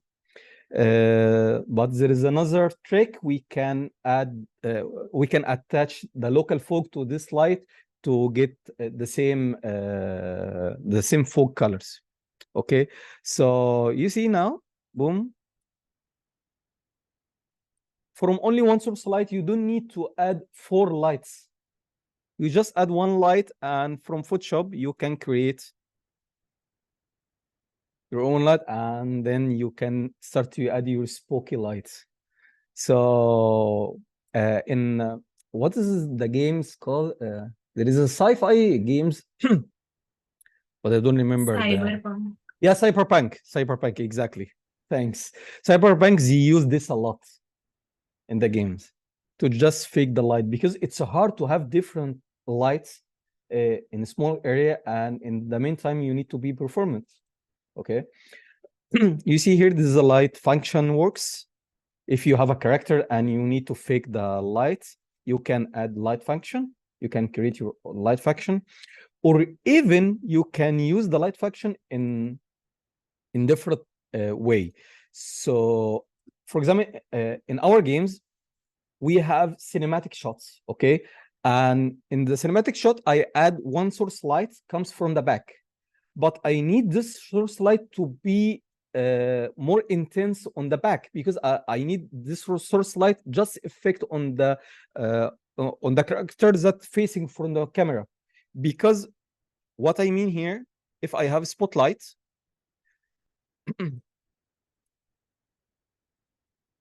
oops.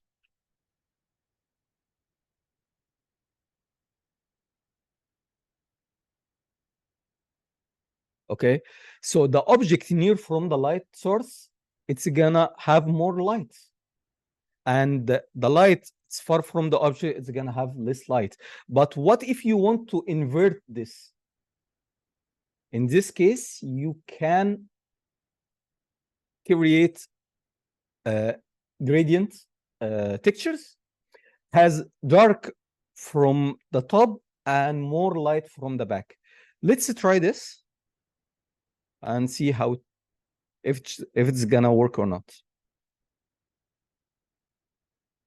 Okay.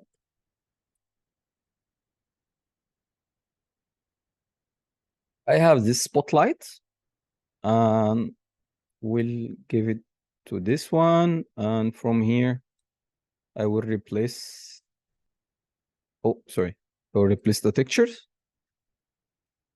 But once again, just remove the rotator. I don't need the rotator right now. So now we need to invert this texture. I will open Photoshop. Oh, not inverted, but rotated 180 degree.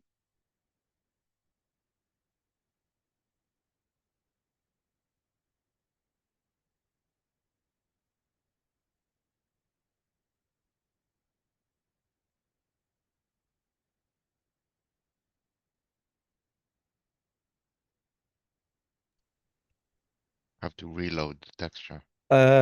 No, it's loaded, but it's need to rotate it 90 degree more.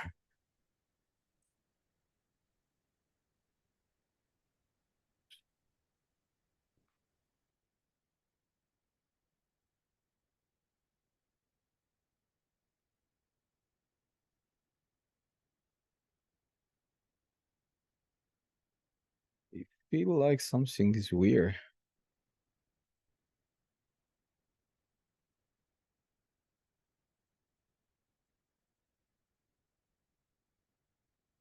It was fine in the beginning.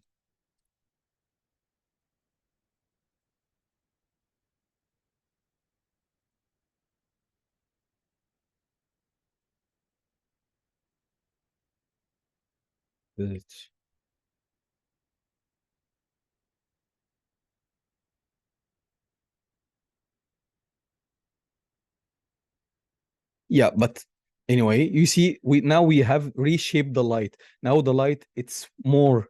We have more light here. Let's add this here. More light in this area and less light there. So, but we can adjust the light to fade it more. So in this case, we can reshape the light to have less light from the near light source and more light from the in the object from the far, if it's far from the light source. Okay, but in our practice, we'll try to see how this works. Okay. So now we covered the point light, spotlight, and rectangle light. As I told you, rectangle light normally we use in the cinematic, or even if you have the light comes from the light in the top, you can add it. Like and ceiling light? Yeah, ceiling light, for example. Okay, or in subway or any light you see has a rectangle light, you can use it because you can just change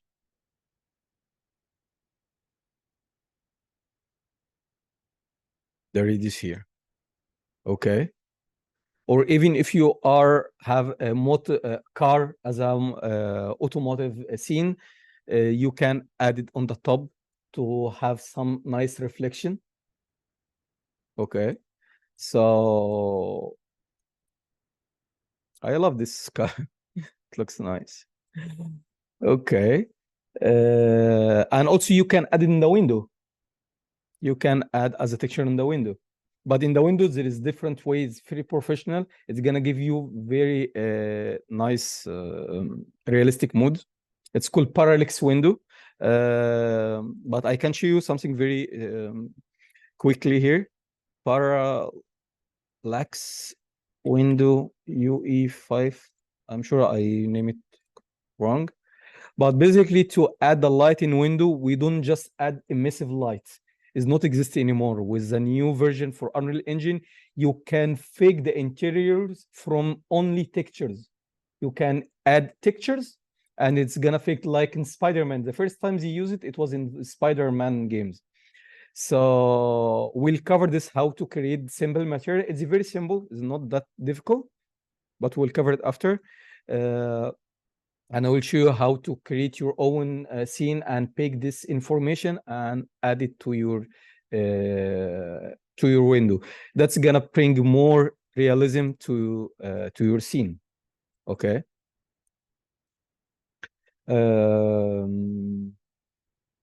What else? Okay, so now the question before we start to add our lighting, how I can start to add my lights. I mentioned before, the first thing you have to look for is the skylight, because or HDR light, because this is the ambience lights. You have to set up your ambience light correctly before you start to add anything, to make sure that you will able to add more light in the scene. And this, Muhammad, for you. This is something very important for you. Okay.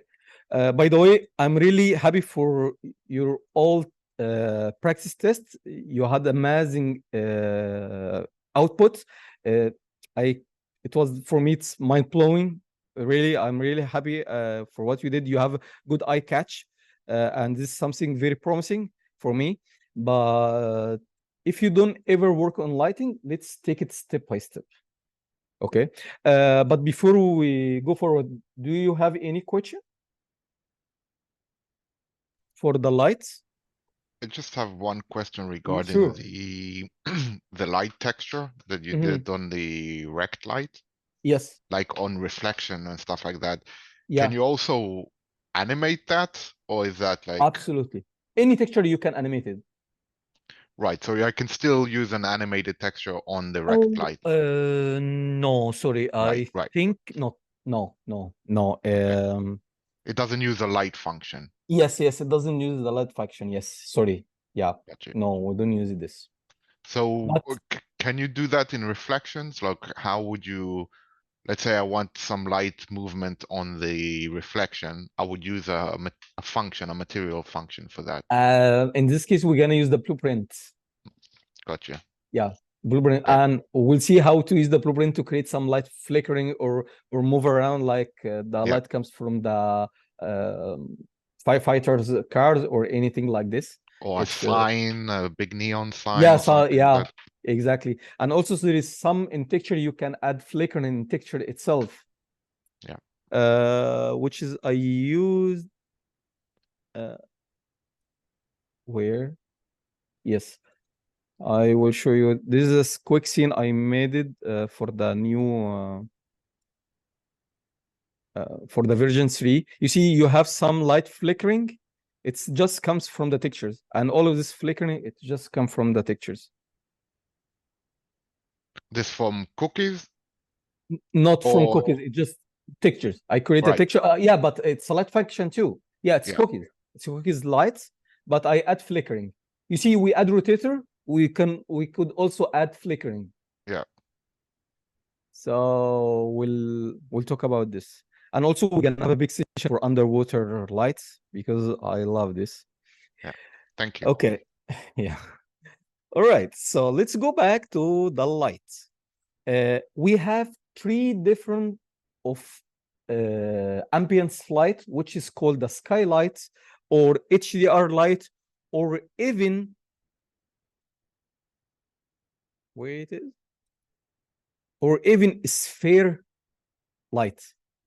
You see this sphere skylight, you can add this fake sky to the sphere. Okay, and we'll see how to add this. But for now, let's take the basics.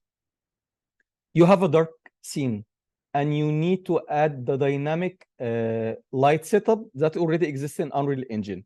Okay, we'll go to the where? Okay, so yeah, window and environment light mixer. Okay, environment light mixer. Here you will have all the controls for any lights in Unreal Engine, like the directional light, skylight, atmospheric light, or volumetric fog. Now I need to create dynamic skylights. It comes with the direction light, skylight, and the cloud. The same thing I did here in resource. If you want to get this mode, for example, okay? So it's very simple. I will go here and say at advance. I will press here, create skylights, but I have to remove first the direction light, sorry.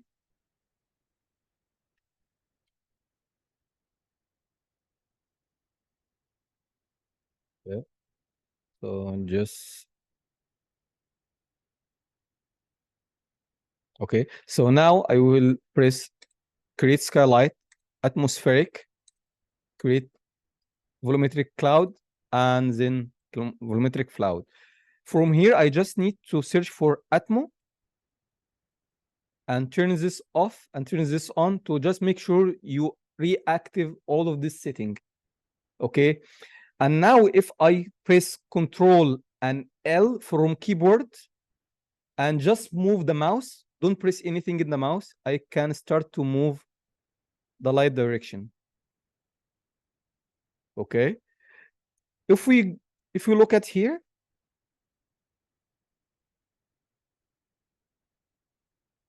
we have a fully sky. Okay. We have a fully sky system, which is gonna be used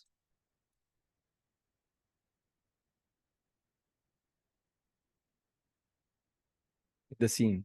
So this is basically how you can create your sky system. Now, if we go back to the direction lights, you know what? It's better to just remove all of this now. Okay. And let's go back to the present. I want to make sure there is no light, no fog, no anything in the scene. And recreate it. Where it is. Okay. So create sky, atmosphere. So now I create the fully sky system. And now I can go to the direction lights. And from here, you can change the indirect lights to add more indirect light. And this is something new in Unreal Engine 5. It's called lumen indirect light.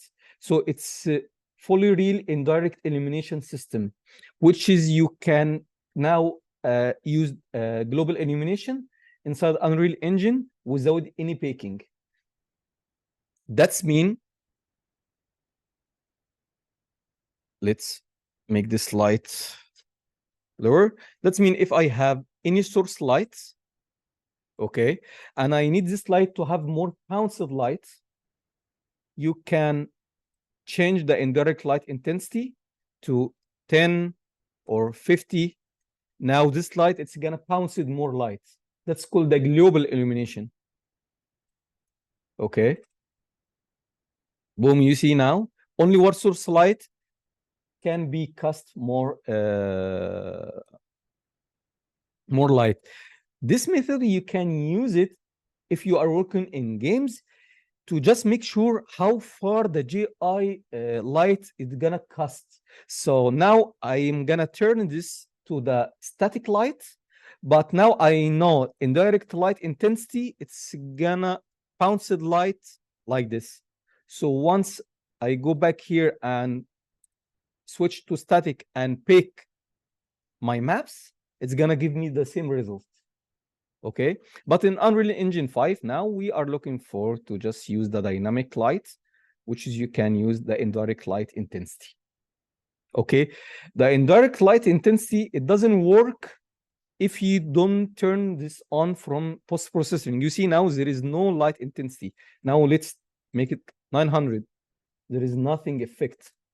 So you have to add post-processing, and from post-processing, you have to search for Lumen, and from Global Illumination, turn the Lumen system on.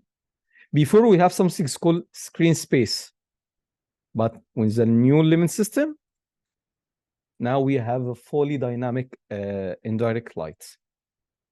And also you can change the details. You can add more quality. And also you can turn on the reflection. You see the reflection, the screen space reflection, but this from the Lumen system. The new version for Unreal Engine 5, it's 5.3, have more powerful for the reflection. It's very real reflection. You see now the reflection, it looks okay, but it's still blurry. But in the new version, the reflection, it's like offline rendering. It's like in V-Ray. It's very realistic. Okay.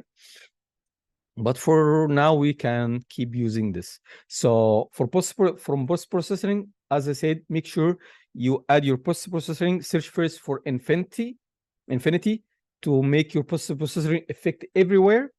And then search for Lumen system. Make sure you turn on your Lumen system.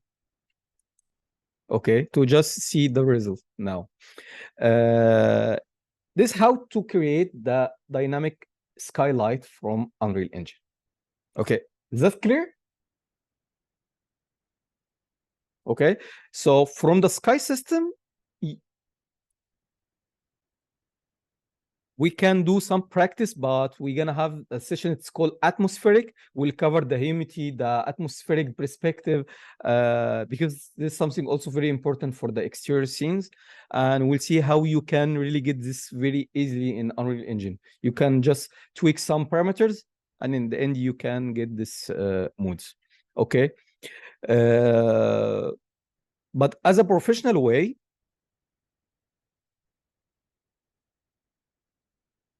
I need to just remove light, font light, skylight. Let's search for sky, cloud. Just need to remove everything here to just make it dark.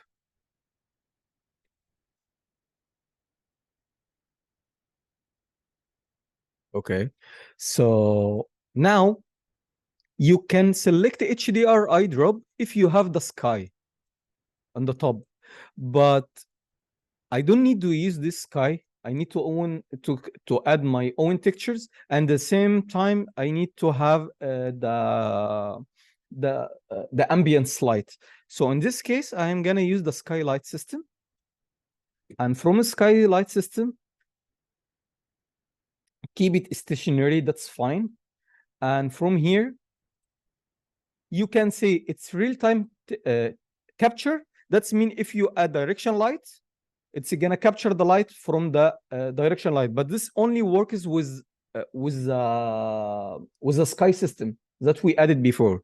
So I will not use this, but I will change from the capture scene to cube maps, and here I can use my own HDRI. Okay, let's get this one. And direction light, don't forget to move it to switch it to movable. Okay, skylight. So let's hide this first. Oh. Let's remove the direction light. Okay, so now, as I said, the first thing you have to set up, it's your atmospheric. And to do this, the professional way, we're gonna remove the post-processing, because the post-processing has color and what's called contrast and a lot of things. But as you are lighting artist, you have to work it as a raw image. If you are a professional photographer, the professional photographer, they always take up photos as a raw, and then they do their edit on the Photoshop. Okay. If you search here for raw, images, photography.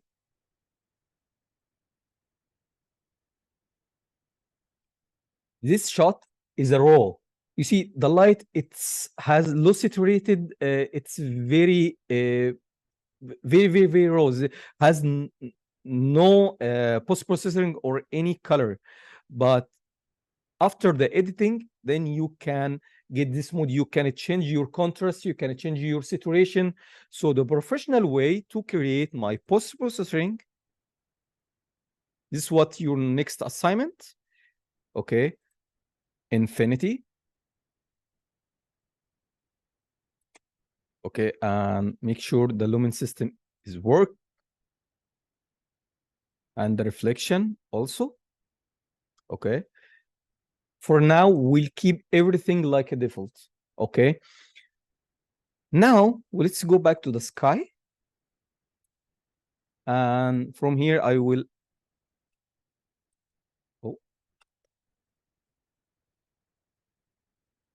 now I have to ask myself, what is the mood I'm looking for? It's a sunset, it's sunrise, it's mid of day, it's night shot, it's zombie moody. So the global illumination, it's the first step you have to set up. So now I'm gonna go to the blue, which is, it's night. Okay, but don't go too much for the blue. So just, you know, make your blue, it's accurate to the night mood.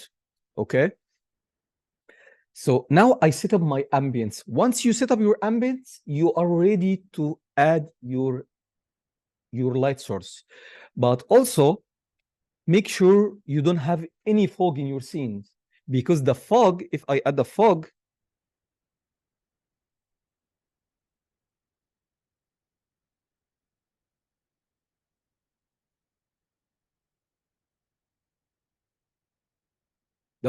it's gonna affect on your light, which is, you don't need to add the fog in the first step. Let's keep the fog in the end. Okay, so we're gonna remove the fog. Let's keep your image as a raw and set up your exposure. So from post-processing to, I will go to the exposure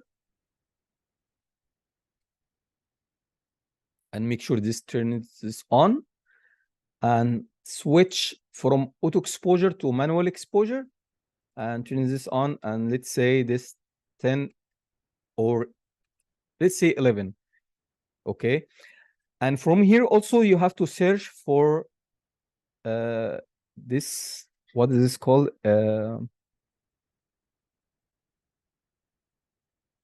what is it, vignette intensity. So make sure your vignette effect is 0, because you see here it's gonna bring more dark area on the edge. So make sure it's 0 to start from scratch.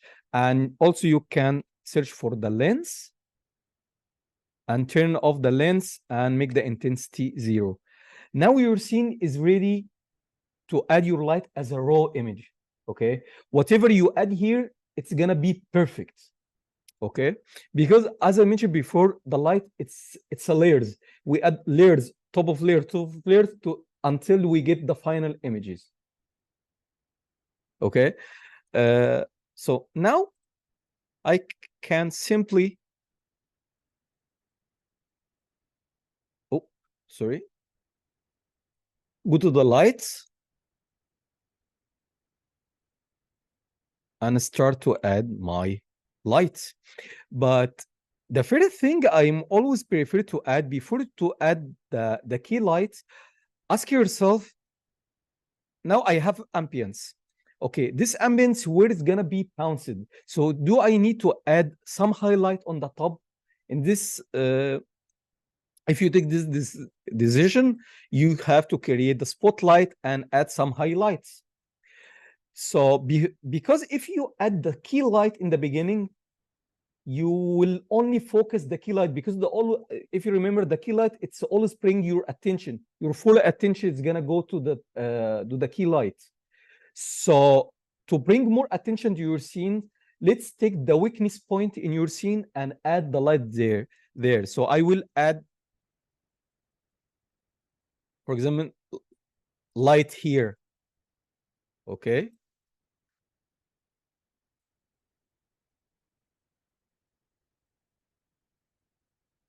To fake the light, it's come from the moon, and it changed my light in color. And let's say the color, it's gonna come from the moon. I just do anything, it's very quickly. And you can add light cookies on this, okay, and start to add some highlight you're seeing. In the window, you can add the light on the window, okay. Once you finish the global ambience, that's called the global ambience for me. Then you can start to add the key lights. So the light, it's where it's gonna come from. It's come from this this shop, or it's gonna come from this side, or it's gonna come from this side. Whatever it's come from, you can start to add your key lights, okay. Once you add your key lights, you start to add the fake lights as the same thing I mentioned before. So this light, it should be bounced light. Let's say this 50.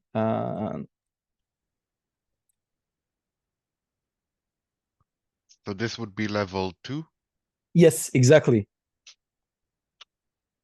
Okay, so now we add this light, and the last thing we have to add, it's a fake light around. So we need to highlight some area. If your light there and you need to add more light on this edge, you can add the rim light and the backlight that we talked about before. So take it step by step. Once you finish everything, so the next step, it's add the fog. I start to add the fog, and to make the fog effect on your light, you have to turn the volumetric fog. Okay, so now if I go back to my lights and add 10, you see, I start to see some fog, but I can tweak the fog. Or where is the fog? I can tweak the fog from here. Boom, now I start to get more fog effects, but the fog, we're gonna learn everything in this fog in this section, because the fog, it's need more time to know the distance and how it's work. You see, we just get simply night shot. It's very, very quick, very, very quick.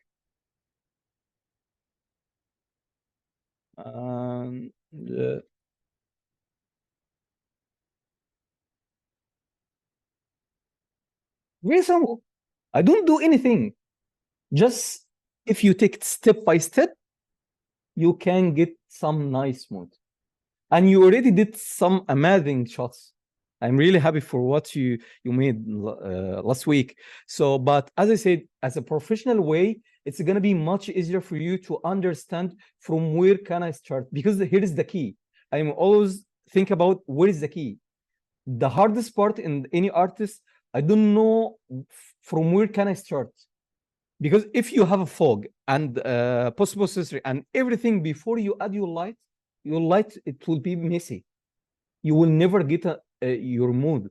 So just add your light as a raw. You see here, we have no post-processing. There is no post-processing yet. We don't add anything. We don't work on the colors. We don't work in what's called in the temperature. We don't work in the white balance. So now we can start to add something, and also I will show you how you can export this image and do your edit on Photoshop and then bring it back to the Unreal Engine, because there is something called here, it's called LUT. It's a texture which is you can use it.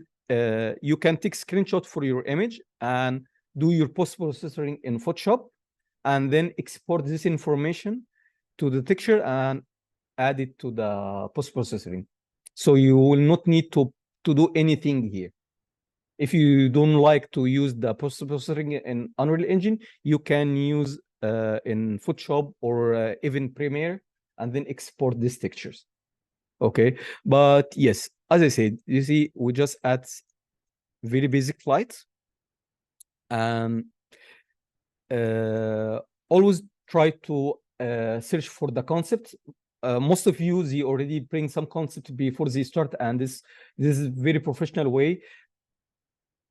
Create your mood board, add the concept, and look for the mood you are looking for, because this is gonna help you. If I have an image, for example, here, so this is the mood I'm looking for. So I put this concept in front of me and start to try to simulate the same concept. Don't work from your mind. If you still a beginner or even professional, it's the best way to add your concept. If you work in the games or movie, you will receive mood board. This mood board usually it's gonna comes from the art director, because the art director he decided what is the art direction we're gonna move forward, what is the light mood. You should receive all of this information, and you have to work from this information, from this mood board. You can't work from your mind. But if you are lead lighter or senior, or you have your own mood, you can create your own mood and show it to your art director and say, hey, I create my own mood. Can we use this? He could say, yes, we could. Or he said, no, I have my art direction. We have to follow. So you have to do this before you start to just, simulate yourself inside the company industry. Because when you work with any company, they're gonna asking you to follow their strategy. It's we have a mood board you have to follow. You have art direction you have to follow. We have the optimization section you have to follow. So this thing you have to learn in this workshop to be able to facing any problem issue in any company. Okay, watch a lot of movies. I'm always prefer to watch the movies. I would prefer to watch the Ninja Turtles, the new movie. It's incredible. The light and the color mood. Oh my God, that's something out of standing, to be honest. So it's very cool. You have to watch it to get more vision, because your eye and your brain, they're gonna save all of this information inside your brain. And once you start to work on your mood, I'm gonna say, okay, I need to create a mood similar like in Pixar. I need to work in mood something like in Maze Runner, for example. So this kind of thing you have to always keep watching every time, at least some concept from ArtStation, movie that you like it, search on Google, save your concept on your computer to pack this after. If I show you my ArtStation here, and if I go to the collection, you see I create concept. Even if when I was working in Substance, any concept or any image that I like it, I always save it, and I pack this after to see, okay, I'm looking for to create this mood. For example, this mood I use it in Assassin's Creed Mirage. I use this mood to create in Assassin's Creed Mirage, and this mood wasn't exist in our mood board. After I showed to my art director, he loved it, and he said, okay, we can add this. So these things, if you keep updating day after day, your eye, it's gonna have more attention for your light, and this is gonna reflect inside your engine. And this is the best way to practice. Bring some concept, try to simulate the same light before you work from your mind. Okay, that's the best way to practice. We done. We have 10 minutes left. If you need to ask about anything, and also just let me know your feedback about this session. It was helpful for you, and if you have any consider about this session, please let me know. Don't hesitate. Share your feedback. And now it's time for question.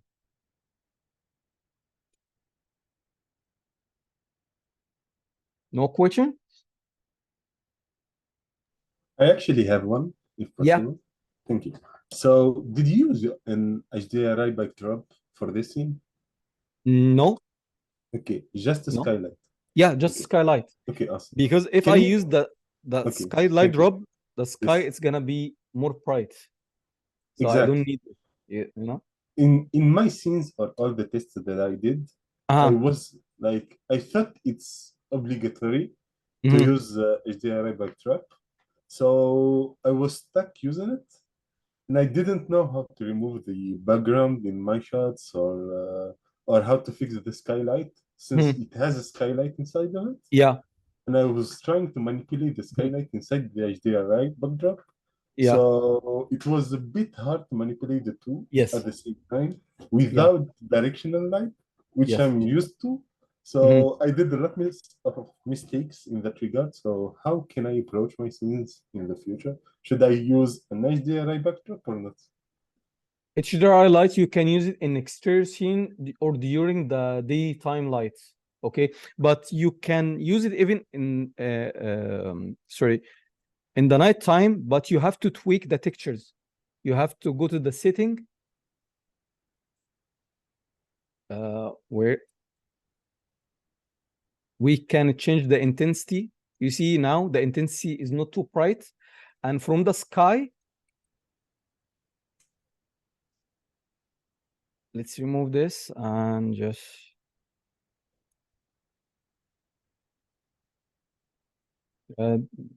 doesn't work.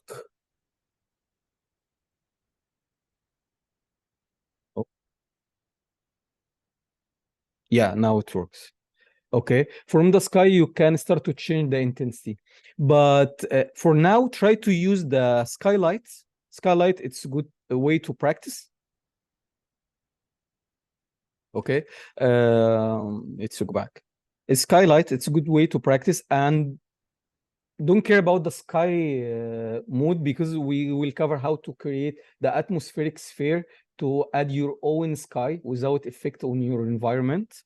This we're gonna cover it in the next session for sure, but try to follow the same thing that we did right now. Add skylight first, then add your highlights, light that you need to add in the scene. I need some highlight from the top. I need light comes from the window. I need light comes from the far away. So it's a fill light, and then add your key light to bring the attention. So I'm gonna add the key light here because the purpose of this scene, I need the players go this shop or visit this shop. Okay. Then in the end, add some fake light and try to make layers and call the folder. This is a fake light. This is the global ambience. This the secondary light. Okay. This way, if you manage this, in the end, you will have a nice image without any post-processing. And make sure create your post-processing from beginning. Put the exposure manual and follow the same steps that we did right now. In the end, you see, you will get very nice mode without do anything. And after that, from your light, start to use the light cookies. Turn off the shadow and say, okay, I need some shadows come from this area. So let's try to create my own light cookies. In the PDF, I give you here the link. If we do open this link, we have some IES lights, so you can it show you how it's gonna be visible after you add it. So you can add them and you can attach it to the light cookies. Okay, you can add any because most of some of you has characters already. So put your character and try to make a textures like this one, for example, and try to put it in front of your character. Try to get the mood, or even you can create a fake window to just start to see how the light cookies works, because this is something very important. There is two types of artists, especially in the lighting. One, he used the light as the basic tools, so just drag and drop the lights And the second one, he tried to solve the problem. You know, I need to reshape the light. I need to add fake shadow, but without shadow. So that's how you can challenge yourself. Always challenge yourself, because we're not here to learn the basics. We learn here to learn the advanced, to be advanced, to learn everything related to light. Once you learn this, everything is gonna be very easier for you when you add any light in the scene, because you will learn the basics and you will learn the hardest way also for the advanced way. Okay, so this we don't have time to tomorrow, but if you have time, it's okay. You can go around, you can spend your time. I don't ask you to do anything, but during a week, if you want to do practice, just follow the same steps and put them in the layers, and just send me screenshot to just make sure you follow the same step, and show me the new mood. Try to create your new mood, bring some concept and create your own board, and try to simulate this light inside your scene. Practice in the same scene. This scene, it's really nice to keep practice on it, but we'll have more scenes for sure. That's it for now. Wow. Yeah. How about the sky sphere, like the sky dome? So this Yes. At this point, is that something in the process? At what time, like in what position would you place it? Because it's not there yet, is it? The sky dome to simulate the sky, the clouds, and this sort of. Okay.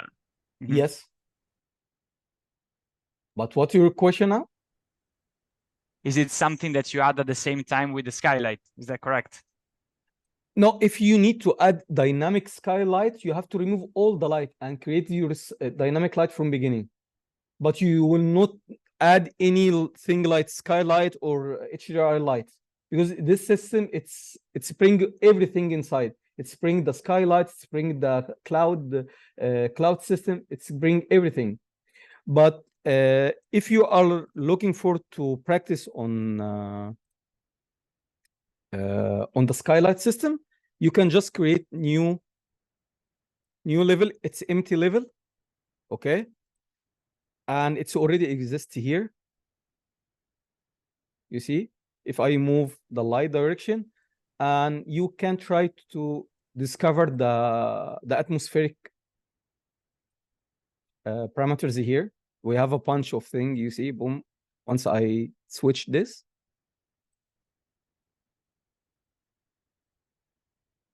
you can change the your mood, but keep this right now, because we are not here to use the easy way for the light. We need to use the advanced light. Okay, so just create your skylight and add the key light, add some bounced light, add the fake light, add cookies on top of this until you feel your mood it's enough, and then just send me a screenshot. You can keep working on your same moods that you've been done before, but remove the post processing, create new post processing. I just need to see the image as a raw without any color correction. Okay, and I will add some I will add one more thing here. It's about the IES lights, and then the same like the last session, you will find the PowerPoint files attached to the video, and once it's uploaded, I will let you know. You can just go to open the website and watch the video again if you want. And as I mentioned before, no rush. I know everyone has work, so just do it in your free time. I don't ask you to do any homework or assignment, so that's fine. It's up to you, but keep practice. It's best way for you to just keep updating and learn faster. That's it. And tomorrow, our session, it's from 10 to 1 at the same time. We'll cover something more advanced. We'll see how to animate it some light. We will talk about the light, the blueprint, how to use the blueprint to attach the light props, and we'll see how to make some animation textures for the lights. And I will send you also this scene to do some practice, to just have a specific light like sci-fi light or any other light mood. I will upload it. I will send it to you by today night, I think. All right. Just a question. Yeah.